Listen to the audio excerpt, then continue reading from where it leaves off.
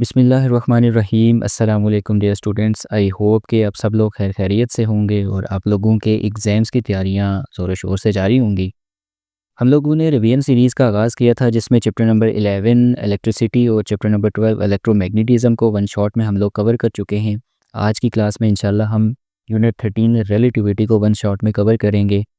I hope कि जो previous दो वीडियोस थी आप लोगों की तैयारी में वो हेल्पफुल रही होंगी और मैं उम्मीद करता हूँ कि इस यूनिट की जो वीडियो है ये भी आप लोगों को एग्ज़ाम्स की प्रिपरेशन में हेल्प करेगी। इससे पहले जितने भी लेक्चर्स हो चुके हैं उनकी वीडियोस का लिंक जो है वो मैं डिस्क्रिप्शन में ऐड कर लूँगा, तो आप लोग चेकआउट कर सकते हैं। सो मज़ीद टाइम ज़ाया किए बगैर आइए आज की क्लास का आगाज़ करते हैं। अच्छा जी, दिस इज़ यूनिट 13 रिलेटिविटी। आप लोगों का जो पूरा मुकम्मल कोर्स है इसका सबसे इंटरेस्टिंग यूनिट है ये। हम चैप्टर का आगाज़ करते हैं इसके इंट्रोडक्शन से, और इंट्रोडक्शन में कहानी कुछ यूँ है कि 17वीं सेंचुरी का मिड था। तब फ़िज़िक्स की दुनिया के एक अज़ीम साइंटिस्ट न्यूटन की पैदाइश होती है। न्यूटन फ़िज़िक्स के जो है वो डिफरेंट फ़ील्ड्स में काम करते हैं, बट 17वीं सेंचुरी के लास्ट पे ये फ़िज़िक्स की दो मेन ब्रांचेज़ में अपना काम करते हैं, और वही जो काम है वो इनकी वजह शोहरत बन जाती है। एक ब्रांच है मैकेनिक्स जिसमें ये ऑब्जेक्ट्स की मोशन से रिलेटेड अपने लॉज ऑफ मोशन को इंट्रोड्यूस करवाते हैं, जबकि दूसरी ब्रांच है ग्रेविटेशन जिसमें इन्होंने अपना famous law of gravitation F is equals to G M M upon R square ये इंट्रोड्यूस करवाया। अब ये first second third law of motion और F is equals to G M M over R square ये आप लोग school physics में detail से पढ़कर आ चुके हैं, यहाँ पे मैं इन पे तफसील से बात नहीं करूँगा। ठीक है जी। अच्छा, अब न्यूटन ने ये जो मैकेनिक्स में और ग्रेविटेशन में अपने लॉज इंट्रोड्यूस करवाए, तो 200 साल तक ये जो लॉज हैं ये फिज़िक्स कम्युनिटी में काफ़ी मकबूल रहे और इन्होंने काफ़ी ज़्यादा प्रॉब्लम्स को भी सॉल्व किया। बात आती है 19 सेंचुरी की, जब 19 सेंचुरी के एंड पे फिज़िक्स कम्युनिटी के ही एक और अजीम साइंसदान आइंस्टाइन की पैदाइश होती है। अब आइंस्टाइन बेसिकली ये करते हैं कि न्यूटन ने मैकेनिक्स और ग्रेविटेशन में जो लॉज इंट्रोड्यूस करवाए थे वो उसी लेगेसी को लेके आगे चल रहे होते हैं और उनको स्टडी कर रहे होते हैं। पर दौरान स्टडी वो एक चीज़ नोटिस करते हैं कि जब वो न्यूटन के लॉज को अप्लाई करते हैं किसी ऐसे ऑब्जेक्ट के ऊपर जिसकी जो स्पीड है वो अप्रोच कर रही है स्पीड ऑफ लाइट को, तो उसके लिए न्यूटन के लॉज उस तरह से वैलिडेट नहीं रहते हैं जिस तरह से किसी ऐसे ऑब्जेक्ट के लिए वैलिडेट रहते हैं जब वो मूव कर रहा हो very very less than speed of light. अब बेसिकली आइंस्टाइन ने इस चीज़ को ऑब्जर्व किया कि जब कोई ऑब्जेक्ट स्पीड ऑफ लाइट से ट्रेवल करने लगता है तो उसके लिए जो टाइम है ना वो डिफरेंट अंदाज से बिहेव करने लगता है। वेल ये जो टाइम का अनयूजुअल बिहेवियर है इसको अमूमन रिलेटिविटी का चैप्टर पढ़ते हुए इस चीज़ को समझा जाता है ट्विन्स पैराडॉक्स से। अब ये ट्विन पैराडॉक्स क्या चीज़ है ये मैं आपको बताता हूँ। देखिए इसका बेसिक थीम ये है कि अगर हमारे पास है दो जुड़वा बच्चे हैं हमारे पास, ठीक है, यानी कि ट्विन्स। उनमें उन जुड़वा बच्चों में से एक बच्चे को अगर हम ज़मीन के ऊपर रखने यानी रहने दें और दूसरे बच्चे को हम किसी स्पेसशिप में बैठा के तो स्पेस टूर के ऊपर भेज दें, ठीक है, और वो जो बच्चा है वो उसकी जो स्पेसशिप है वो लाइट की स्पीड से ट्रेवल कर रही हो, उस सूरत में क्या होगा कि थोड़े अरसे के बाद जब वो बच्चा स्पेस टूर करके वापस आएगा तो वो देखेगा कि उसका ज़मीन पे रहने वाला जो जुड़वा भाई था वो इतना ज़्यादा एजिड हो चुका होगा कि हो सकता है वो बूढ़ा हो चुका हो, जबकि खुद वो जवान होगा। इट मीन्स कि ये ट्विन पैराडॉक्स हमें कुछ ऐसा आइडिया देता है कि देखें ज़मीन पे रहने वाले बच्चे के लिए और वो बच्चा जो स्पेस में गया उसके लिए टाइम किसी दोनों के लिए जो टाइम था वो डिफरेंट अंदाज में जो है वो मूव हो रहा है। और ये चीज़ कब हुई? जब एक बच्चा उनमें से स्पीड ऑफ लाइट के से जो है वो ट्रेवल कर रहा था एक ऐसी स्पेसशिप में। इट मीन्स कि जब कोई ऑब्जेक्ट स्पीड ऑफ लाइट से ट्रैवल करने लगता है तो एक पर्सन के लिए लाइट, जैसे इस ट्विन पैराडॉक्स की अगर मैं एग्जांपल कोई कंटिन्यू करूं तो देखें बच्चों, जैसे ज़मीन पे रहने वाले बच्चे के लिए जो टाइम था वो किसी और अंदाज में चला, यानी उसके लिए वो टाइम ज़्यादा तेज़ी से गुजर गया, वो खुद बूढ़ा हो गया। लेकिन जो स्पेस में बच्चा गया था उसके लिए वो टाइम स्लो डाउन हो गया क्योंकि वो खुद अभी यंग है। तो बच्चों याद रखें कि अगर कोई क्वांटिटी एक कंडीशन में, अगर कोई क्वांटिटी, मेरी बात को ज़्यादा ध्यान से सुनिएगा, कि अगर कोई क्वांटिटी एक कंडीशन में किसी बंदे के लिए कोई जो वैल्यू रखती है, अगर कंडीशन चेंज होने से वो दूसरे बंदे के लिए भी वही वैल्यू रखे ना तो हम कहते हैं ये क्वांटिटी एब्सोल्यूट है। लाइक जैसे इसी ट्विन पैराडॉक्स वाली एग्जांपल को आप देख लें कि अगर ज़मीन पे रहने वाले बच्चे के लिए और स्पेस में जाने वाले बच्चे के लिए दोनों के लिए टाइम एक जैसा गुजरता तो हम कहते हैं टाइम एब्सोल्यूट है। बट हमने ये चीज़ ऑब्ज़र्व की है कि ज़मीन पे रहने वाले बच्चे के लिए टाइम किसी और अंदाज में गुजर रहा है और जो स्पेस में जा रहा है, जो बच्चा स्पेस में गया उसके लिए टाइम किसी और अंदाज में गुजरा। तो बच्चों याद रखें कि अगर एक क्वांटिटी एक पर्सन के रिलेटिव दूसरे पर्सन के लिए कुछ और हो और दूसरे पर्सन के से रिलेटेड वो क्वांटिटी फर्स्ट पर्सन के लिए कुछ और हो तो ऐसी क्वांटिटी को हम बोलते हैं रिलेटिव क्वांटिटी। वेल यही कंसेप्ट है, इसी कंसेप्ट को हम बोलते हैं रिलेटिविटी और यही आज का जो है वो हमारा चैप्टर ऑफ डिस्कशन है। इसी चैप्टर को हम लोग रिवाइज करने जा रहे हैं। ठीक है जी। अच्छा, अब एक चीज़ मेरी और ध्यान से याद रखिएगा कि ये जो टाइम का अनयूजुअल बिहेवियर है कब जब ऑब्जेक्ट मूव कर रहे होते हैं स्पीड ऑफ लाइट से, इसी चीज़ को फिर आइंस्टाइन ने एक्सप्लेन किया था 1905 में स्पेशल थ्योरी ऑफ रिलेटिविटी में। ठीक है जी। अच्छा, अब जहाँ पे उसने ये चीज़ ऑब्ज़र्व की कि जो न्यूटन के लॉज़ थे जनरली यानी 200 इयर्स तक ऑलमोस्ट ये उन ऑब्जेक्ट्स को डिफ़ाइन कर रहे थे जिनको हम डेली लाइफ में एक्सपीरियंस करते हैं, जिनकी स्पीड जो है वो वेरी वेरी लेस देन होती है स्पीड ऑफ लाइट। उसके मुकाबले में उसने देखा कि जब ऑब्जेक्ट स्पीड ऑफ लाइट से ट्रैवल करते हैं तो उनके ऊपर जो टाइम है उसका एक इफ़ेक्ट जो है वो आने लगता है। टाइम जो है वो डिफरेंट और पर्सन्स के लिए जो है वो डिफरेंट अंदाज में रन होने लगता है। इसी कंसेप्ट को हम कहते हैं टाइम डायलेशन और इसको फिर हम इसी के जो टॉपिक है ये consequences of special theory of relativity इसमें इंशाल्लाह डिटेल से देखेंगे। ठीक है। फर्दर उसने ये चीज़ भी ऑब्जर्व की कि जब ऑब्जेक्ट स्पीड ऑफ लाइट से ट्रैवल करते हैं तो जहाँ पे टाइम इफ़ेक्ट होता है इसी के साथ-साथ उनकी लेंथ और मास वगैरह भी इफ़ेक्ट होते हैं और इनको भी फिर इंशाल्लाह हम लोग इसी स्पेशल थ्योरी ऑफ रिलेटिविटी के जो कॉन्सिक्वेंसेस हैं लाइक लेंथ कंट्रैक्शन आ गई या मास वेरिएशन आ गई, इसमें हम लोग डिटेल से देखेंगे। सही है? अच्छा, last but not the least बात कुछ यूँ है कि न्यूटन के दौर में ये माना जाता था कि ऑब्जेक्ट्स को कंप्लीटली डिफ़ाइन करने के लिए आपको 3 एक्सिस काफ़ी हैं। 3 एक्सिस से मुराद मेरी सबसे पहले मैं यहाँ पे आपको एक जनरल सी बात बता दूँ। देखें, एक होता है 2 डायमेंशंस। 2 डायमेंशंस में हमारे पास जस्ट 2 एक्सिस होती हैं। लाइक जैसे ये आप व्हाइट बोर्ड देख रहे हैं, इसमें एक वाई एक्सिस है और ये एक्स एक्सिस है, तो ये एक 2 डायमेंशन है, एक प्लेन है। इसमें अगर एक तीसरी एक्सिस भी शामिल हो जाए बाहर की जानिब ज़ेड एक्सिस तो ये एक स्पेस बन जाएगी। ठीक है जी? तो आपके पास न्यूटन के दौर में ये माना जाता था किसी भी ऑब्जेक्ट को जब आप वेल डिफाइन कर रहे हैं, किसी भी ऑब्जेक्ट को जब आप कंप्लीट उसकी डिस्क्रिप्शन दे रहे हैं तो उसके लिए 3 डायमेंशंस काफ़ी हैं, लेंथ, विड्थ और हाइट यानी एक्स एक्सिस, वाई एक्सिस और जी एक्सिस।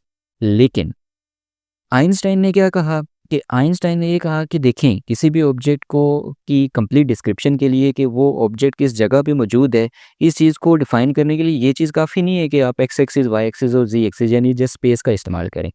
यानी आसान अल्फाज में अगर बताऊँ तो ये कह देना काफ़ी नहीं है कि कोई ऑब्जेक्ट कहाँ पे है, बल्कि ये कह देना कि कोई ऑब्जेक्ट किस जगह पे किस टाइम में है या किस टाइम पे था, ये चीज़ उसके बारे में कंप्लीट इन्फॉर्मेशन देती है। दैट्स व्हाई उसने कहा कि फिर स्पेस कोऑर्डिनेट के साथ-साथ आपको एक चौथी डायमेंशन की भी ज़रूरत है जो कि टाइम की है। यहाँ से ही फिर आपके पास आता है 4 डायमेंशनल स्पेस एंड टाइम का कंसेप्ट जो कि उसी ने स्पेशल थ्योरी ऑफ रिलेटिविटी में इंट्रोड्यूस करवाया था। उसको भी इंशाल्लाह हम इसके टॉपिक में पढ़ेंगे। अब ये सारी की सारी जो मैंने डिस्कशन आप लोगों के सामने की है बेसिकली ये जो चैप्टर की इंट्रोडक्शन में लाइंस लिखी हुई हैं उनको फ़ील करवाने के लिए था कि बजाय इसके कि मैं रीड करके बता देता, मैंने कोशिश की है कि वो लाइंस आप लोगों को फ़ील करवाऊँ कि बेसिकली इस चैप्टर का थीम क्या है, आपने इस चैप्टर में क्या चीज़ स्टडी करनी है, क्या आपका कंसेप्ट बन जाना चाहिए। सही है?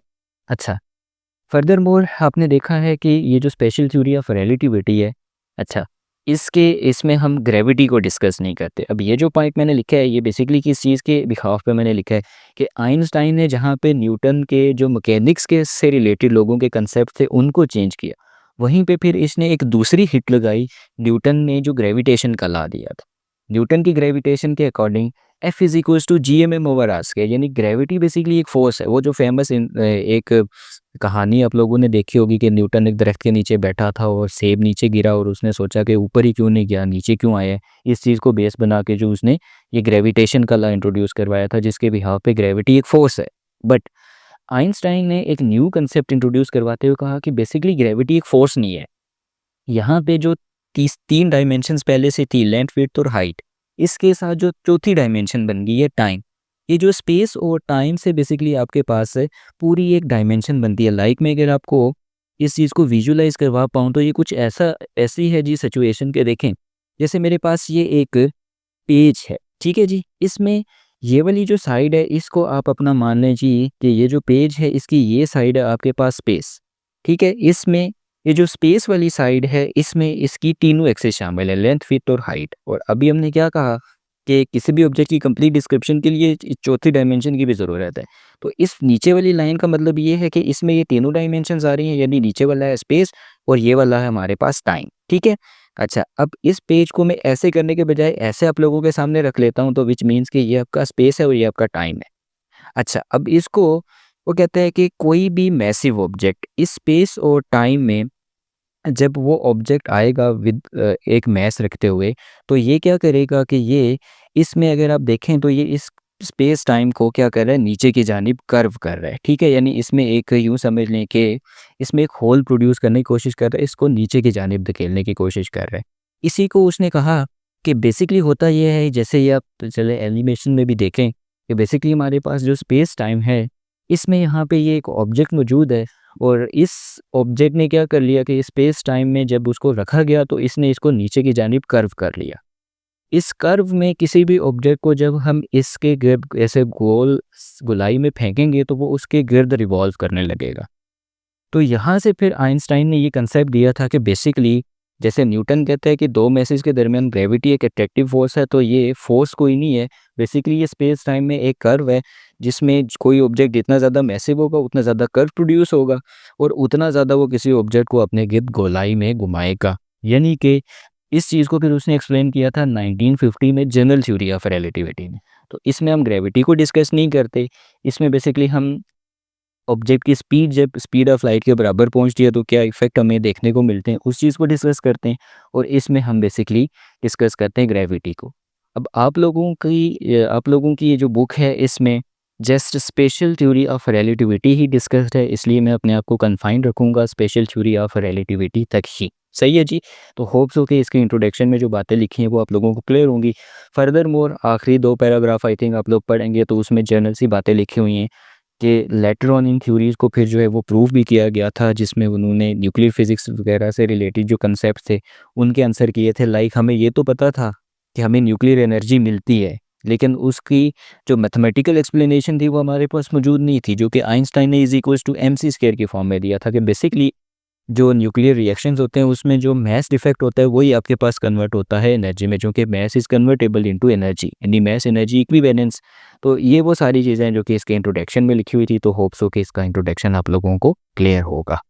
सो स्टूडेंट्स, अब हम लोग डिस्कस करते हैं स्पेशल थ्योरी ऑफ रिलेटिविटी को। But special theory of relativity का जो की कंसेप्ट है वो है फ्रेम ऑफ रेफरेंस। तो सबसे पहले हम लोग फ्रेम ऑफ रेफरेंस से रिलेटेड जो बातें उनको डिस्कस करते हैं, ठीक है? अच्छा, अब फ्रेम ऑफ रेफरेंस में अगर आप लोग देखेंगे जो ये जो टॉपिक 3.1 है टेक्स्ट बुक में, इसमें इसकी 2 डेफिनेशन उसने हाइलाइट्स करके लिखी हुई है। एक बिल्कुल जहाँ पे टॉपिक शुरू हो रहा है और एक नेक्स्ट पेज पे अगर आप देखें। अब ये दोनों डेफिनेशंस जो हैं वो लिंक्ड है। अब सबसे पहले मेरी बात को ध्यान से समझिएगा, डेफिनेशन ना पढ़ना, क्योंकि डेफिनेशन डायरेक्टली अगर आप यानी फर्स्ट टाइम देख रहे हैं आपको समझ नहीं आएगी। मैं आपको बताता हूँ कि ये दोनों डेफिनेशन लिंक्ड कैसे हैं। सबसे पहले जनरल कंसेप्ट के फ्रेम क्या होता है। देखिए आप लोगों के सामने ये व्हाइट बोर्ड है ना, तो इसमें ये एक ख़ास एरिया रीजन है जहाँ पे मैंने जो है वो राइटिंग की हुई है। इसके साइडों पे ये एक बॉर्डर लगा हुआ है, यही इसका फ्रेम है। यानी इस फ्रेम के अंदर अंदर में लिख सकता हूँ, इसे बाहर नहीं लिख सकता। तो कहने का मतलब ये है कि किसी ख़ास स्पेसिफिक रीजन या एरिया को हम क्या बोल रहे हैं, फ्रेम। अच्छा, अब basically frame of reference, frame की बात समझ आ गई है। रेफरेंस, रेफरेंस का मतलब होता है हवाला देना। मैं आपको लफ्ज़ी मतलब समझा रहा हूँ। फ्रेम भी क्लियर हो गई, रेफरेंस की बात भी समझ आ गई है। अच्छा, अब फ्रेम ऑफ रेफरेंस से मुराद क्या है? क्योंकि यहाँ पे हमने बेसिकली किसी भी इवेंट को ऑब्ज़र्व करना है, किसी भी फेनोमेनन को ऑब्ज़र्व करना है, ठीक है? तो कोई वो ख़ास रीजन या कोई वो ख़ास एरिया या वो लोकेशन, वो जगह जहाँ से बैठकर हम या जहाँ से हो के हम किसी ख़ास फ़िज़िकल फेनोमेनन को, किसी ख़ास इवेंट को, किसी चीज़ को हम ऑब्ज़र्व कर रहे होंगे, वो हमारा क्या कहलाता है, फ्रेम।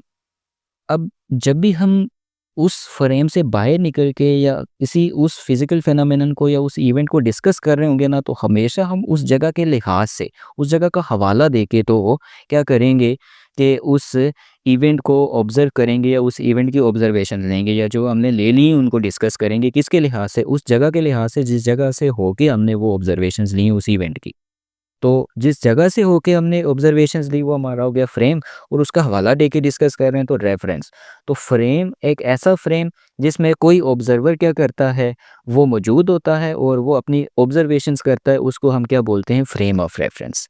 पहली बात समझ में आ गई है? अच्छा, नाउ अभी मैंने कहा कि उस स्पेसिफिक लोकेशन से होके वो क्या करता है, ऑब्जर्वेशंस करता है। अब ऑब्जर्वेशंस करता क्या है, इसमें ये जो लिखा हुआ है ना, it is associated with a coordinate system, इस लाइन को अभी थोड़ी देर के लिए रखें।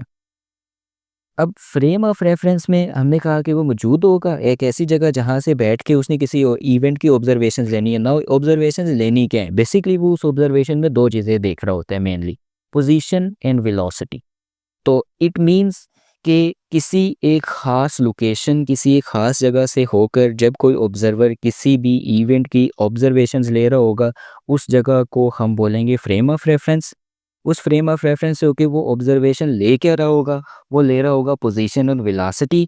और इस पोजीशन और वेलोसिटी को मेज़र करने के लिए वो बेसिकली क्या करेगा कि उस फ्रेम ऑफ रेफरेंस को एसोसिएट करेगा विद द कोऑर्डिनेट सिस्टम। अब ये कोऑर्डिनेट सिस्टम क्या है, इसी को मैंने यहाँ पे थोड़ा सा एक्सप्लेन किया है।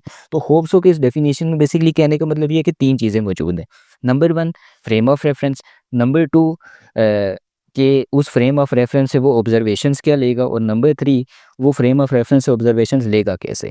तो क्या हो गया जी, फ्रेम ऑफ रेफरेंस बार-बार रिपीट इसलिए करूँ कि याद हो जाए, आपको बात समझ में आए कि वो ख़ास जगह, वो लोकेशन जिससे होके कोई ऑब्जर्वर ऑब्जर्वेशन लेता है उसको हम बोलते हैं फ्रेम ऑफ रेफरेंस। क्या ऑब्जर्वेशन लेता है, पोजीशन वेलोसिटी मेजर करता है। कैसे मेजर करता है, उस फ्रेम ऑफ रेफरेंस को या उस जगह को एक कोऑर्डिनेट सिस्टम के साथ लिंक करते हुए। ठीक है, सबसे पहले तो मैं इसकी एग्जांपल आप लोगों को समझाता हूँ। देखें, मान लें कि आप किसी गली से गुजर रहे हैं, किसी स्ट्रीट से गुजर रहे हैं, और वहाँ पे बच्चे जो है वो क्रिकेट खेल रहे हैं।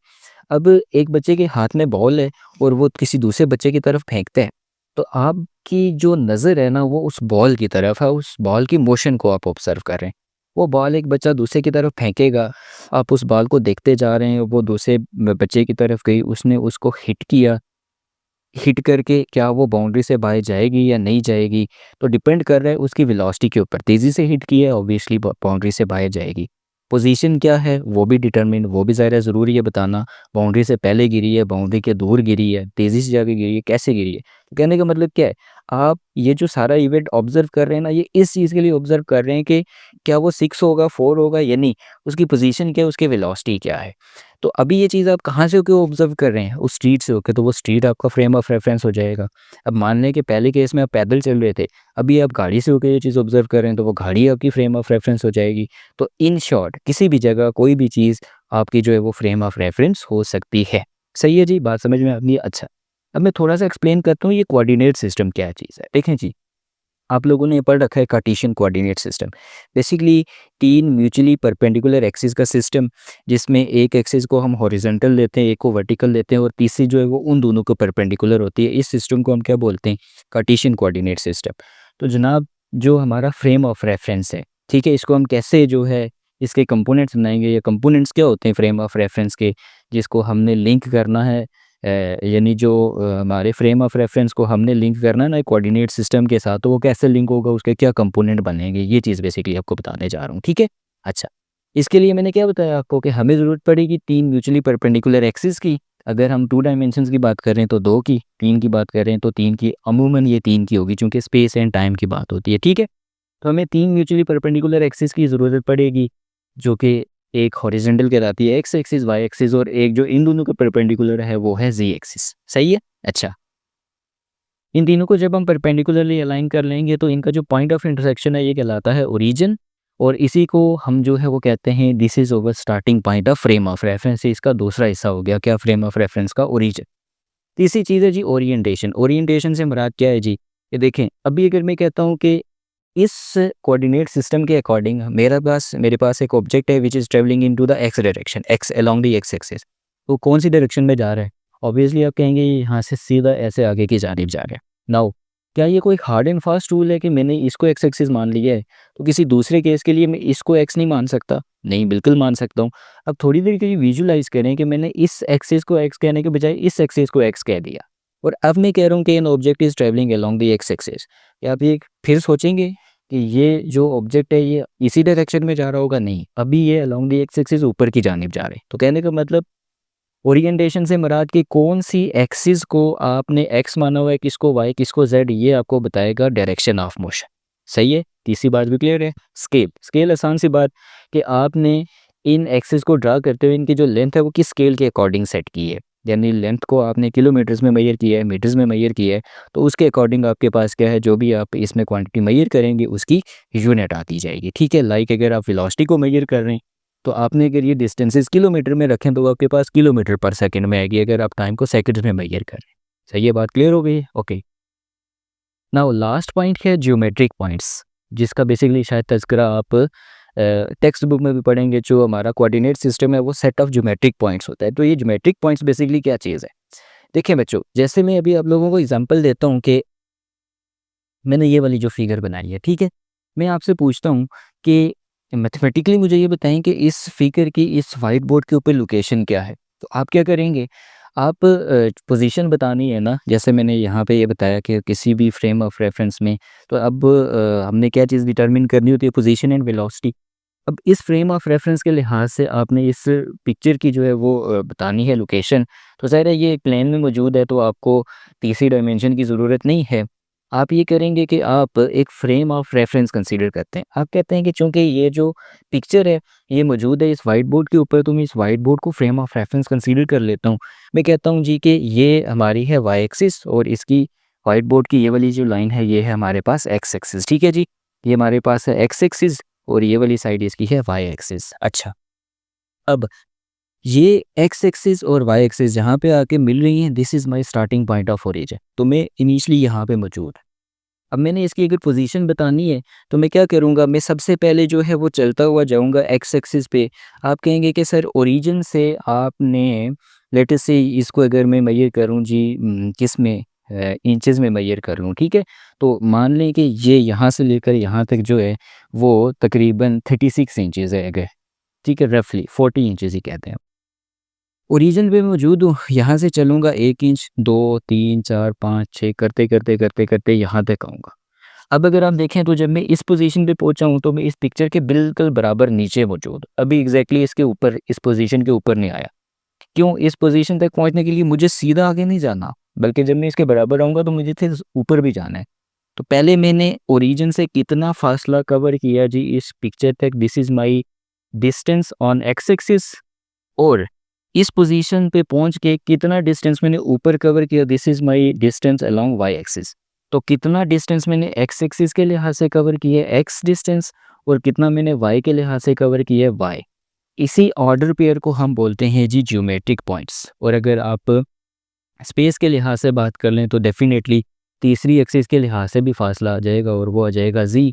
तो ये जो एक्स वाई जी, ये तीन जो आपके पास पॉइंट्स आ रहे हैं जो कि बेसिकली आपको ऑब्जेक्ट की लोकेशन बता रहे हैं, इन्हीं को हम बोलते हैं जी जियोमेट्रिक पॉइंट्स। तो होप सो कि फ्रेम ऑफ रेफरेंस के क्या कंपोनेंट्स हैं या फ्रेम ऑफ रेफरेंस क्या चीज़ है, इससे रिलेटेड कंसेप्ट आप लोगों को मुकम्मल तौर पर क्लियर हो चुका होगा। सही है। अच्छा, फर्दर मोर ये जो एक्सप्लेनेशन है इसमें बेसिकली वो आपको ये बात समझाना चाह रहा है कि देखें फ्रेम ऑफ रेफरेंस क्यों ज़रूरी है।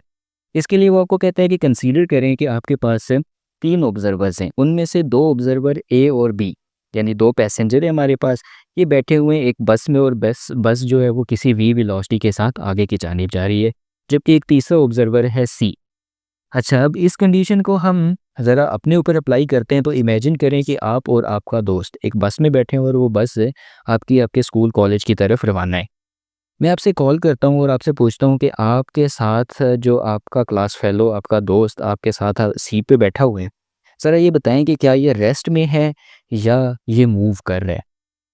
आप से अगर मैं पूछूं तो आप डेफिनेटली कहेंगे कि चूँकि ये मेरे साथ बैठा हुआ है और according to the definition of motion कोई भी ऑब्जेक्ट मूव तब कर रहा होता है जब वो अपनी लोकेशन चेंज करे, पोजीशन चेंज करे। चूँकि ये मूव नहीं कर रहा तो इसलिए सर ये तो रेस्ट में है, यानी मेरे लिहाज से ये रेस्ट में है। अब आप उसको जो ऑब्ज़र्व कर रहे हैं वो बस में से होके तो ऑब्ज़र्व कर रहे हैं, ठीक है। तो आपका जो फ्रेम ऑफ रेफरेंस है वो है बस। उस फ्रेम ऑफ रेफरेंस के लिहाज से जो आपका क्लास फेलो या दोस्त है उसकी जो वेलोसिटी है वो ज़ीरो आ रही है। बट इमेजिन करें कि मैं अगर स्टेशन से होकर आप दोनों को ऑब्जर्व कर रहा हूँ, तो मेरे लिहाज से तो ज़रा आप बस में मौजूद हैं और बस मूव करती हुई आगे जा रही है, मेरे लिहाज से तो आप भी मूविंग हैं और आपका फ्रेंड भी जो है वो भी मूविंग है, तो मैं ये कहूँगा कि क्या आप लोगों की वेलोसिटी ज़ीरो है? नहीं, बल्कि मैं कहूँगा कि जिस वेलोसिटी से ये बस मूव कर रही है, आपकी भी वही वेलोसिटी है। तो समझाने का मतलब ये है कि किसी भी ऑब्जेक्ट की वेलोसिटी के बारे में स्पेसिफ़ाई करने के लिए आपको ये चीज़ स्पेसिफ़ाई करना ज़रूरी है कि आप फ्रेम ऑफ रेफ़रेंस कौन-सा चूज़ कर रहे हैं। इसलिए फ्रेम ऑफ रेफ़रेंस चूज़ करना ज़रूरी है कब? जब आप पोज़ीशन या वेलोसिटी को डिटरमिन करना चाह रहे हैं किसी भी इवेंट के लिए, सही है? जैसे टेक्स्ट बुक वाला लिखता है कि अगर हमारा जो कंसर्निंग पैसेंजर है वो अगर बी हो जाए, तो अगर ए से पूछा जाए बी के बारे में तो ए कहेगा कि बी तो रेस्ट में है, बट अगर सी से पूछा जाए तो वो कहेगा नहीं बी मूव कर रहा है। सही है? वही जो मैंने आपको जनरल एग्जांपल दी है। तो होप सो कि ये एक्सप्लेनेशन भी आपको समझ आ गई होगी। एंड एट द एंड हमारे पास है जी type of frame of reference, ठीक है? अब देखें, जिस जगह से होके आप किसी भी इवेंट को मेज़र कर रहे हैं, कोई भी ऑब्जर्वेशंस कर रहे हैं, हो सकता है कि वो जगह रेस्ट में हो या हो सकता है आप किसी ऐसी जगह पर मौजूद हों जो कि मूव कर रही हो। तो 2 कंडीशंस हैं, रेस्ट वाली या मूव करने वाली। अब जब भी हम मोशन की बात करते हैं, मोशन में भी फिर 2 चीज़ें आ जाती हैं। या तो कोई चीज़ जो है वो यूनिफ़ॉर्म वेलोसिटी से मूव कर रही होगी या वो नॉन यूनिफ़ॉर्म वेलोसिटी से मूव कर रही होगी, ठीक है? तो ऐसी जगह, जगह से मुराद ऐसा फ्रेम ऑफ रेफ़रेंस जो या तो रेस्ट में हो या वो अगर मूव कर रहा हो तो वो यूनिफ़ॉर्म वेलोसिटी से मूव कर रहा हो, तो ऐसा फ्रेम ऑफ रेफ़रेंस कहलाता है इनर्शियल फ्रेम ऑफ रेफ़रेंस। सही है, बात समझ आ गई है? अच्छा, यहाँ पे एक अहम नुक्ता और वो क्या है? देखें, v इज़ इक्वल्स टू 0 होने का मतलब और v is equals to uniform, दोनों चीज़ों का मतलब ये है कि ऑब्जेक्ट में एक्सेलरेशन प्रोड्यूस नहीं हो रहा है। सही है, बात समझ में आ गई है? क्यों? एक्सेलरेशन की डेफ़िनिशन क्या है? वेलोसिटी में चेंज आना कहलाता है एक्सेलरेशन। अब v 0 है तो ज़रा वो तो उस सूरत में भी चेंज नहीं हो रही, या v यूनिफ़ॉर्म है तो वो तो उस सूरत में भी चेंज नहीं हो रही। तो अगर वेलोसिटी चेंज नहीं हो रही तो मीन एक्सेलरेशन नहीं है। तो जब एक्सेलरेशन नहीं है तो हम ये कह सकते हैं कि ऐसा फ्रेम ऑफ रेफ़रेंस जो कि नॉन एक्सेलरेटिंग है, यानी जिसमें एक्सेलरेशन 0 है, वो कहलाता है जी इनर्शियल फ्रेम ऑफ रेफ़रेंस, ठीक है? अब यहाँ पे इम्पोर्टेंट पॉइंट देखें, हम न्यूटन के सेकंड लॉ को किस तरह से डिफाइन करते हैं? F is equals to ma, ठीक है? अब एक्सेलरेशन है 0 तो F is equals to m into acceleration की जगह लिख लिया 0 तो F इज़ इक्वल्स टू 0। अब न्यूटन लॉज़ क्या कहते हैं कि अगर किसी ऑब्जेक्ट के ऊपर एक्सटर्नल फोर्स ना लग रही हो तो वो अगर रेस्ट में है तो रेस्ट में ही रहेगा, या यूनिफॉर्म मोशन से मूव कर रहा है तो यूनिफॉर्म मोशन से ही वो मूव करता रहेगा। ये न्यूटन के लॉ है ना। तो इट मीन्स कि एक्सेलरेशन 0 होने से एक्सटर्नल फोर्स 0 हो जाएगी, जिसकी वजह से वो अगर रेस्ट में है तो रेस्ट में ही रहेगा, ये यूनिफॉर्म मोशन से मूव कर रहा है तो वो उसी वेलोसिटी से मूव करता रहेगा, which means inertial frame of reference में न्यूटन लॉज जो हैं वो होल्ड करते हैं। सही है?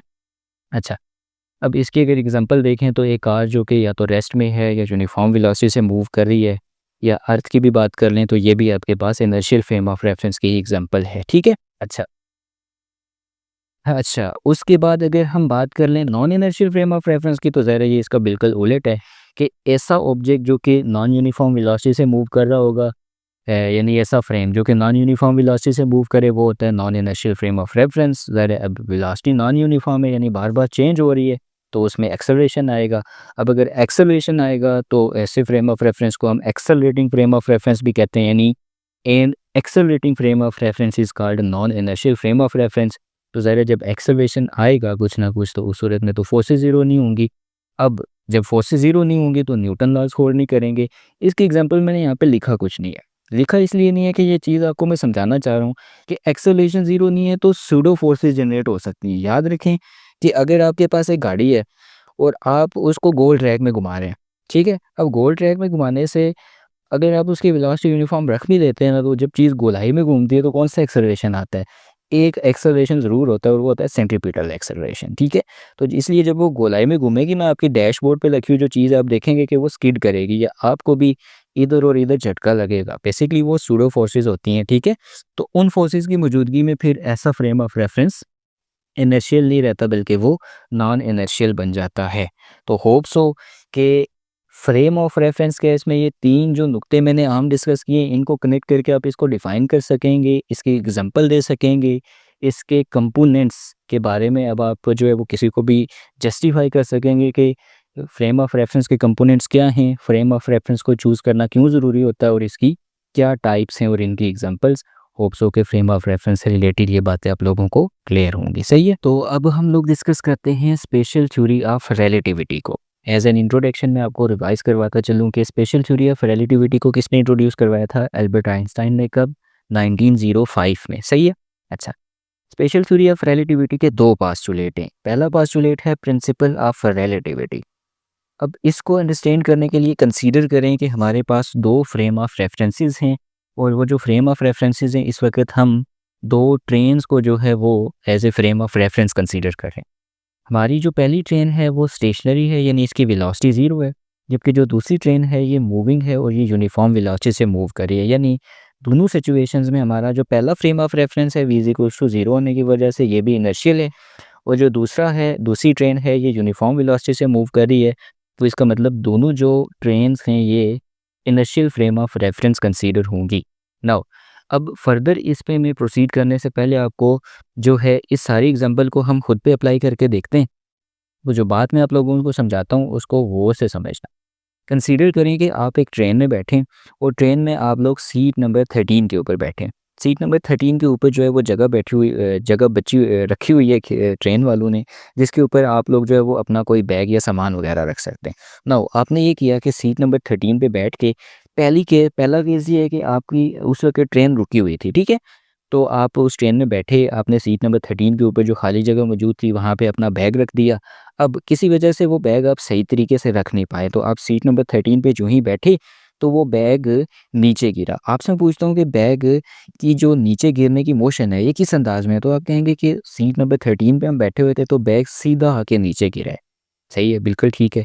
अब केस को थोड़ा सा चेंज करते हैं। केस चेंज ऐसे करते हैं कि अब कंसीडर करें कि वही ट्रेन है और अब वो मूव कर रही है। बिल्कुल उसी तरह से जब आप शुरू में आए थे, ट्रेन पे बैठे थे, सीट नंबर 13 पे बैठ गए, अब आपने अपना बैग भी उधर रख लिया। वही केस है कि किसी वजह से आप वो सही तरीके से रख नहीं पाए। ट्रेन चली, किसी यूनिफ़ॉर्म वेलोसिटी से चल रही थी और चलते-चलते वो बैग गिरा। अब जब बैग नीचे गिरा तो मुझे बताएँ कि वो कौन-सी सीट के बराबर गिरेगा? ऑब्वियसली वो अगर आपकी सीट के बराबर रखा गया है बैग, तो वो आपकी सीट के बराबर ही नीचे सीधा गिरेगा। अब ज़रा इस चीज़ को विजुअलाइज़ करें, इस चीज़ को समराइज़ करें कि देखें, वो जो बैग नीचे गिरा है, पहले केस में जब ट्रेन स्टेशनरी थी तब भी आपने कहा कि बैग सीधा आके नीचे गिरा है वर्टिकली। जबकि सेकंड केस में जब ट्रेन मूव कर रही थी, उस केस में भी आपने कहा कि बैग सीधा आके नीचे गिरा है। अब सिचुएशन यहाँ पे भी कुछ ऐसी है कि वो आपको यही बताना चाह रहा है कि एक ट्रेन है जिसमें ये एक ऑब्जर्वर मौजूद है। ये सीलिंग के साथ समवट कुछ बॉल कोई भी चीज़ हमने लटका के रखी हुई है। तो स्टेशनरी ट्रेन में ये ऑब्जर्वर अगर इस बॉल को नीचे गिरना देखेगा तो इसको भी ये स्ट्रेट आके वर्टिकल पाथ में गिरती हुई नज़र आती है, और इस मूविंग ट्रेन में अगर ये ऑब्जर्वर इस बॉल के को नीचे गिरना देखेगा तो इसको भी ये सीधा स्ट्रेट नीचे आके गिरती हुई नज़र आती है। यानी इसके इसके लिए भी इस बॉल के गिरने का पाथ स्ट्रेट है वर्टिकल, इसके लिए भी इस बॉल के गिरने का जो पाथ है वो स्ट्रेट है वर्टिकल। अब दोनों मौजूद हैं कहाँ पे? इनर्शियल फ्रेम ऑफ रेफरेंस में। तो एक इनर्शियल फ्रेम ऑफ रेफरेंस में रहते हुए इसके लिए भी फिज़िक्स के लॉज़ के अकॉर्डिंग ये बॉल जो है वो स्ट्रेट नीचे ही गिरी, और इसके लिए भी इट मीन्स कि जब भी आपके पास जो ऑब्जर्वर्स होंगे वो इनर्शियल फ्रेम ऑफ रेफरेंस में होंगे, तो उन तमाम ऑब्जर्वर्स के लिए जो फिज़िक्स के लॉज़ है वो चेंज नहीं होंगे, वो सेम रिजल्ट्स देंगे। यही आपके पास इसका पहला जो पास्टुलेट के जो लॉज़ ऑफ फिज़िक्स हैं वो सेम रहते हैं ऑल द ऑब्जर्वर्स के लिए, जब वो कब किस में मौजूद हों? इनर्शियल फ्रेम ऑफ रेफरेंस में मौजूद हों। तो आई होप कि इसका जो पहला पास्टुलेट है प्रिंसिपल ऑफ रिलेटिविटी ये आपको क्लियर होगा, ठीक है। अब हम लोग डिस्कस करते हैं जी principle of constancy of speed of light, जो कि इसका सेकंड पास्टुलेट है। बट सेकंड पास्टुलेट को डिटेल में डिस्कस करने से पहले आप लोगों को मैं रिवाइज करवाता चलूँ, मे बी आप लोगों को पता हो मे बी नॉट, कि रिलेटिव वेलोसिटी का कंसेप्ट क्या है। देखिए बच्चों, कंसीडर करें कि दो ऑब्जेक्ट्स हैं, एक है ए और दूसरा है बी। ए वाला ग्रीन जो कि सीधा आगे की जानिब मूव कर रहा है विद द वेलोसिटी वी है, और दूसरा है ऑब्जेक्ट आपके पास है बी और वो वी बी वेलोसिटी के साथ सीधा आगे की जानिब मूव कर रहा है। अगर इन दो ऑब्जेक्ट्स की वेलोसिटी की जो रिलेटिव वेलोसिटी है वो मैं कैलकुलेट करना चाहता हूँ, तो इन दोनों की जो इंडिविजुअल वेलोसिटीज़ हैं उनको मैं सब्ट्रैक्ट करूँगा। जबकि केस को चेंज करें, ए आपके पास इस डायरेक्शन में जा रहा है और बी अब इस डायरेक्शन में आ रहा है। तो अब इस सूरत में जो रिलेटिव वेलोसिटी अपोजिट डायरेक्शन में जब ऑब्जेक्ट ट्रेवल कर रहे हो तो कैसे कैलकुलेट करते हैं? इनकी जो इंडिविजुअल वेलोसिटीज़ हैं उनको ऐड कर लेते हैं, ठीक है। अब देखें, मैं आपको एक बात समझाता हूँ कि आपने अक्सर ये चीज़ नोट की होगी कि जब आप किसी मोटरवे के ऊपर यानी गाड़ी में सफ़र कर रहे हैं किसी भी रोड के ऊपर, तो आप देखें कि आपके नज़दीक से जिस डायरेक्शन में आप जा रहे हैं उसी डायरेक्शन में अगर कोई दूसरी कार, कोई गाड़ी आपको ओवरटेक करती है ना, तो वो आपको अपने नज़दीक से स्लो गुज़रते हुए फ़ील होती है। बेसिकली ये हो रहा होता है कि उस सूरत में आप 2 अपनी वेलोसिटी और उस कार की वेलोसिटी की सब्ट्रैक्शन देख रहे होते हैं, और सब्ट्रैक्शन से ज़रा चीज़ कम होती है, इसी वजह से वो आपको अपने नज़दीक से स्लो गुज़रते हुए फ़ील होती है। जबकि इसी केस को अगर अपोज़िट डायरेक्शन में आप विजुअलाइज़ करें, तो आप जा रहे हैं सीधा आगे, दूसरी गाड़ी यहाँ से आगे अगर गुज़रती है ना, आपको अपोज़िट डायरेक्शन में ओवरटेक करती है, तो वो गोली की तरह आपको अपने पास से गुज़रते हुए महसूस होती है। क्यों? क्योंकि उस सूरत में आप जो वेलोसिटी कलेक्टिव रिलेटिव वेलोसिटी देख रहे होते हैं ना, जो आपको कलेक्टिव वेलोसिटी नज़र आ रही होती है अपने पास से गुज़रते हुए, वो अपनी वेलोसिटी और उसकी वेलोसिटी को की एडिशन आपको नज़र आ रही होती है, इसलिए वो तेज़ी से गुज़रते हुए महसूस होती है। तो होप्स हो कि रिलेटिव वेलोसिटी का जो कांसेप्ट था ये आपके माइंड में बैठ गया होगा। इसी चीज़ के बिहाफ के ऊपर जो है वो एक्सप्लेन होता है इसका second postulate, principle of constancy of speed of light. इसके लिए हमने 2 थॉट एक्सपेरिमेंट कंसीडर करने हैं, थॉट एक्सपेरिमेंट 1 और थॉट एक्सपेरिमेंट 2। ठीक है जी। बट थॉट एक्सपेरिमेंट 1 और 2 को भी डिस्कस करने से पहले मैं आप लोगों को एक जनरल बात समझाता हूँ, ठीक है? कि ये तो सारी की सारी एक्सप्लेनेशन दे रही है ना special theory of relativity.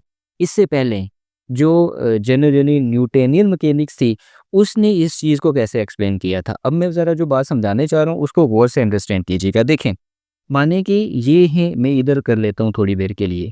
This is you, ये आप लोग हैं और आप लोग ट्रैवल कर रहे हो विद द वेलोसिटी 0.5 सी, यानी स्पीड ऑफ लाइट जितनी होती है उससे आधी स्पीड से आप जो है वो सीधा इस डायरेक्शन में आगे जा रहे हैं।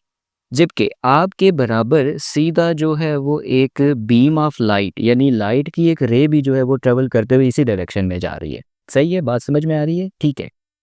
अब आप दोनों, आपसे मैं कहता हूँ कि आप इस बीम की जो है वो वेलोसिटी कैलकुलेट करें। अब आप फ़ौरन से कंसेप्ट अप्लाई करेंगे ये रिलेटिव वेलोसिटी वाला, कि चूँकि जिस डायरेक्शन में मैं ट्रैवल कर रहा हूँ विद द वेलोसिटी 0.5 सी, उसी डायरेक्शन में ये जो लाइट की रे है ये भी ट्रैवल कर रही है with the velocity C. Now जो आपके पास रिलेटिव वेलोसिटी आएगी, यानी जो स्पीड ऑफ लाइट आएगी, वो आपके पास क्या आएगी? आप करेंगे जी c माइनस 0.5 सी। तो दिस इज c यानी कंप्लीट, और 0.5 सी यानी हाफ, तो इसका आंसर आएगा 0.5 सी।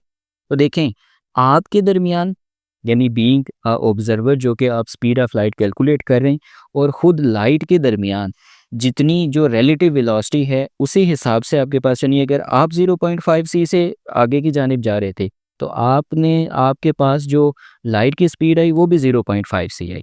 बट जो आइंस्टाइन है यानी स्पेशल थ्योरी ऑफ रिलेटिविटी कहता है कि नहीं, इस सूरत में भी आपके पास जो स्पीड ऑफ लाइट है वो सी ही आएगी, यानी जो स्पीड ऑफ लाइट है वो कांस्टेंट रहती है इस चीज़ के रिगार्डलेस कि जो बंदा उसे मेजर कर रहा है उसके दरमियान और जो खुद स्पीड ऑफ लाइट है उसके दरमियान क्या रिलेटिव मोशन है। हमेशा जो स्पीड ऑफ लाइट है वो कांस्टेंट ही आएगी। मैं इसके पोस्टुलेट को रीड करके आपको बताता हूँ जी। देखें, ये है जी पेज नंबर 248 पे कि the speed of light in vacuum is constant for all the observers regardless, इस चीज़ के बावजूद of the relative velocity between source of light, light के सोर्स, और उस ऑब्जर्वर के लिए जो कि उस वेलोसिटी को मेजर कर रहा है। No matter how fast an observer is moving और how fast a light source is moving, measurement of speed of light C is always yield the same result. That is, इसकी जो value होती है वो कितनी होती है? एग्जैक्ट वैल्यू है जी 2.99 इंटू 10⁻8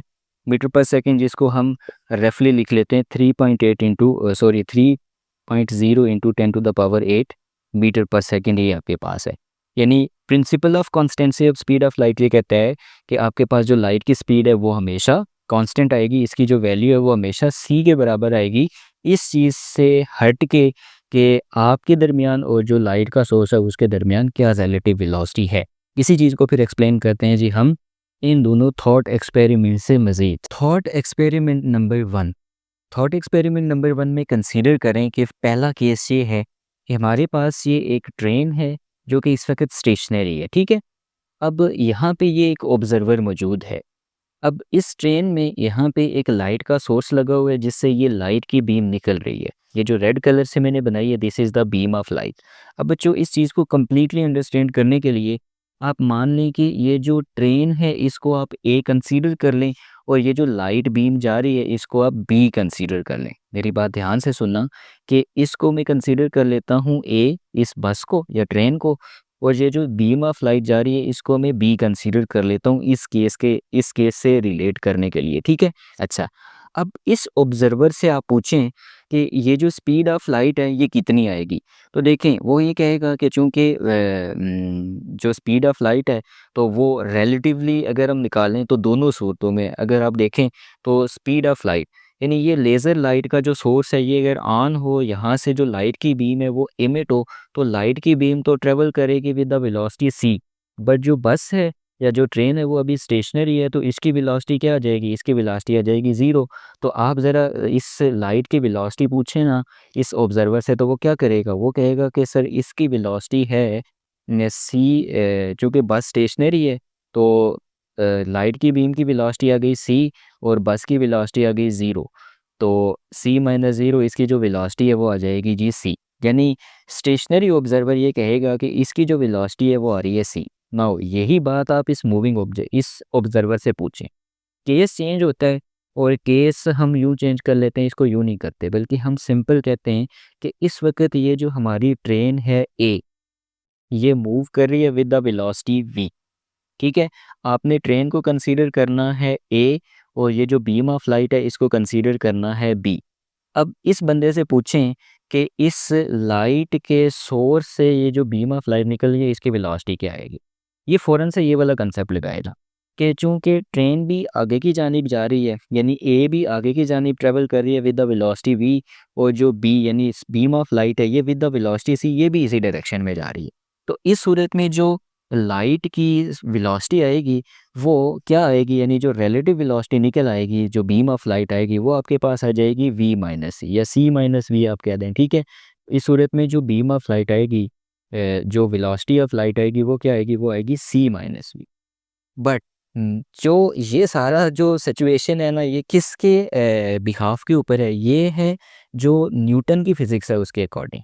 आइंस्टाइन की थ्योरी ऑफ रिलेटिविटी के मुताबिक नो मैटर के ए यानी कि ये बस किस वेलोसिटी से मूव कर रही है और ये जो बीम ऑफ लाइट है इसके दरमियान क्या रिलेटिव वेलोसिटी है, इस सूरत में भी ये जो ऑब्जर्वर मेजर करेगा इस बीम ऑफ लाइट की वेलोसिटी ये भी आपके पास सी ही आएगी।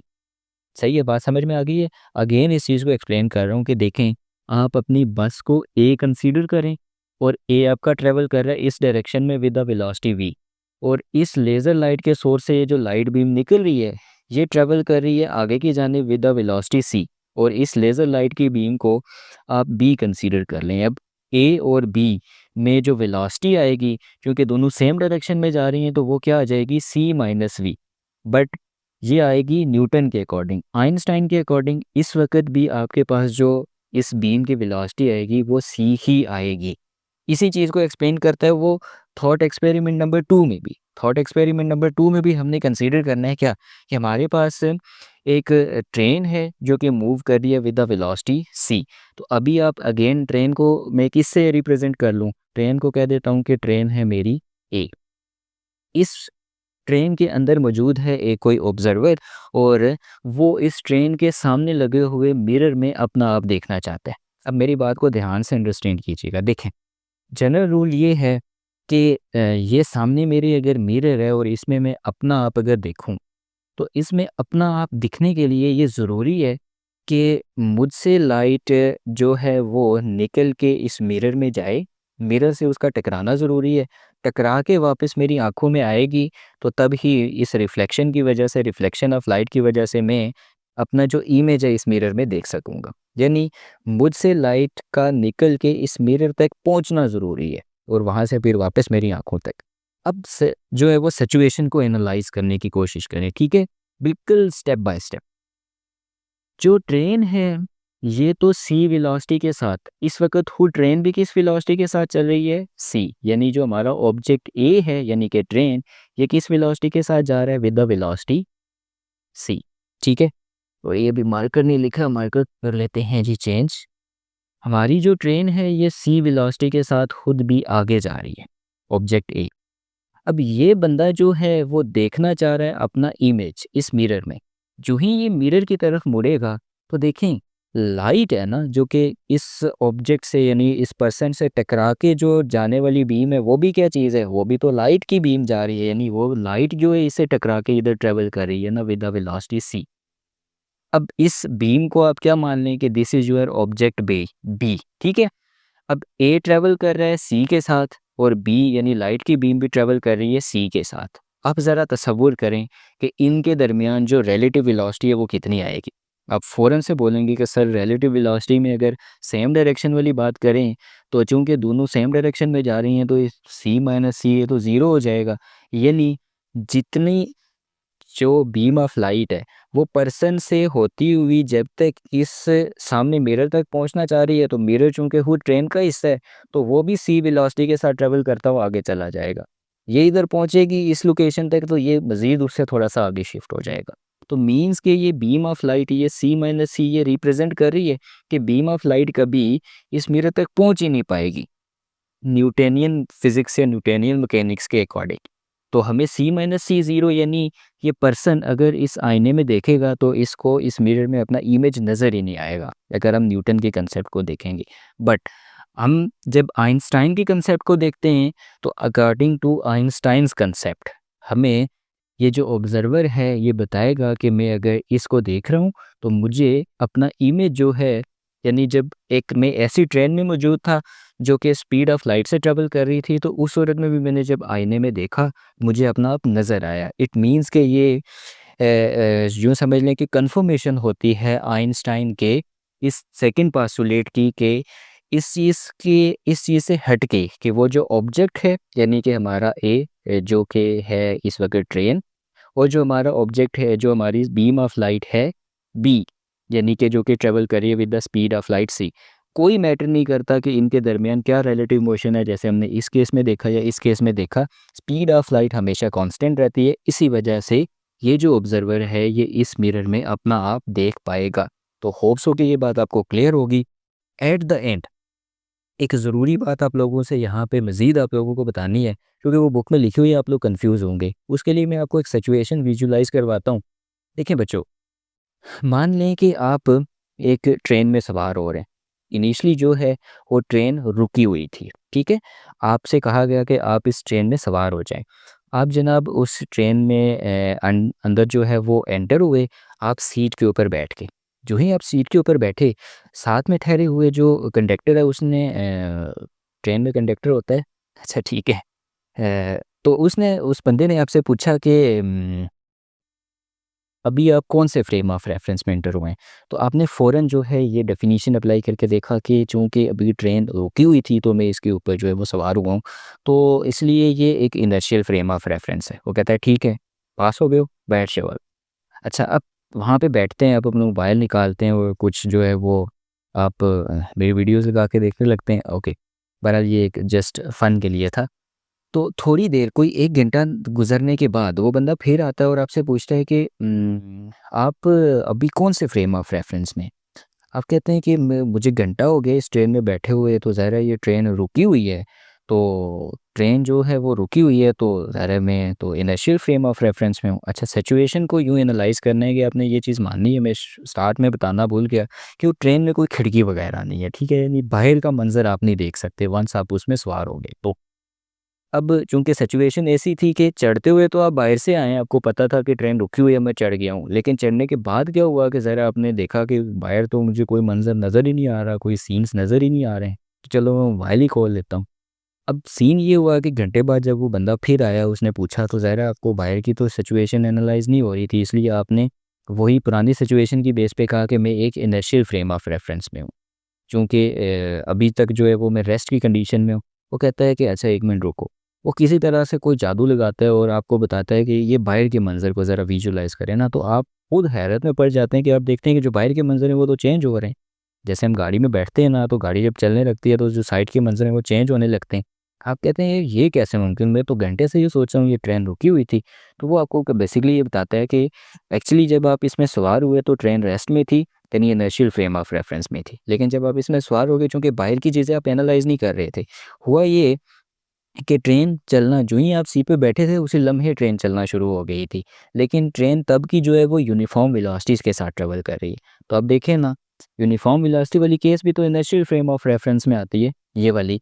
तो इट मीन्स आपकी बुक वाला जो लिखता है कि अगर आप इनर्शियल फ्रेम ऑफ रेफरेंस में मौजूद हैं, तो जब तक आप बाहर की सिचुएशन एनालाइज़ नहीं करेंगे तो आप ये बता ही नहीं सकते कि आप रेस्ट में हैं या मूविंग में हैं। ये चीज़ उसने बिल्कुल स्टार्ट में भी यहाँ पे आई थिंक बताई हुई है, किधर के अ,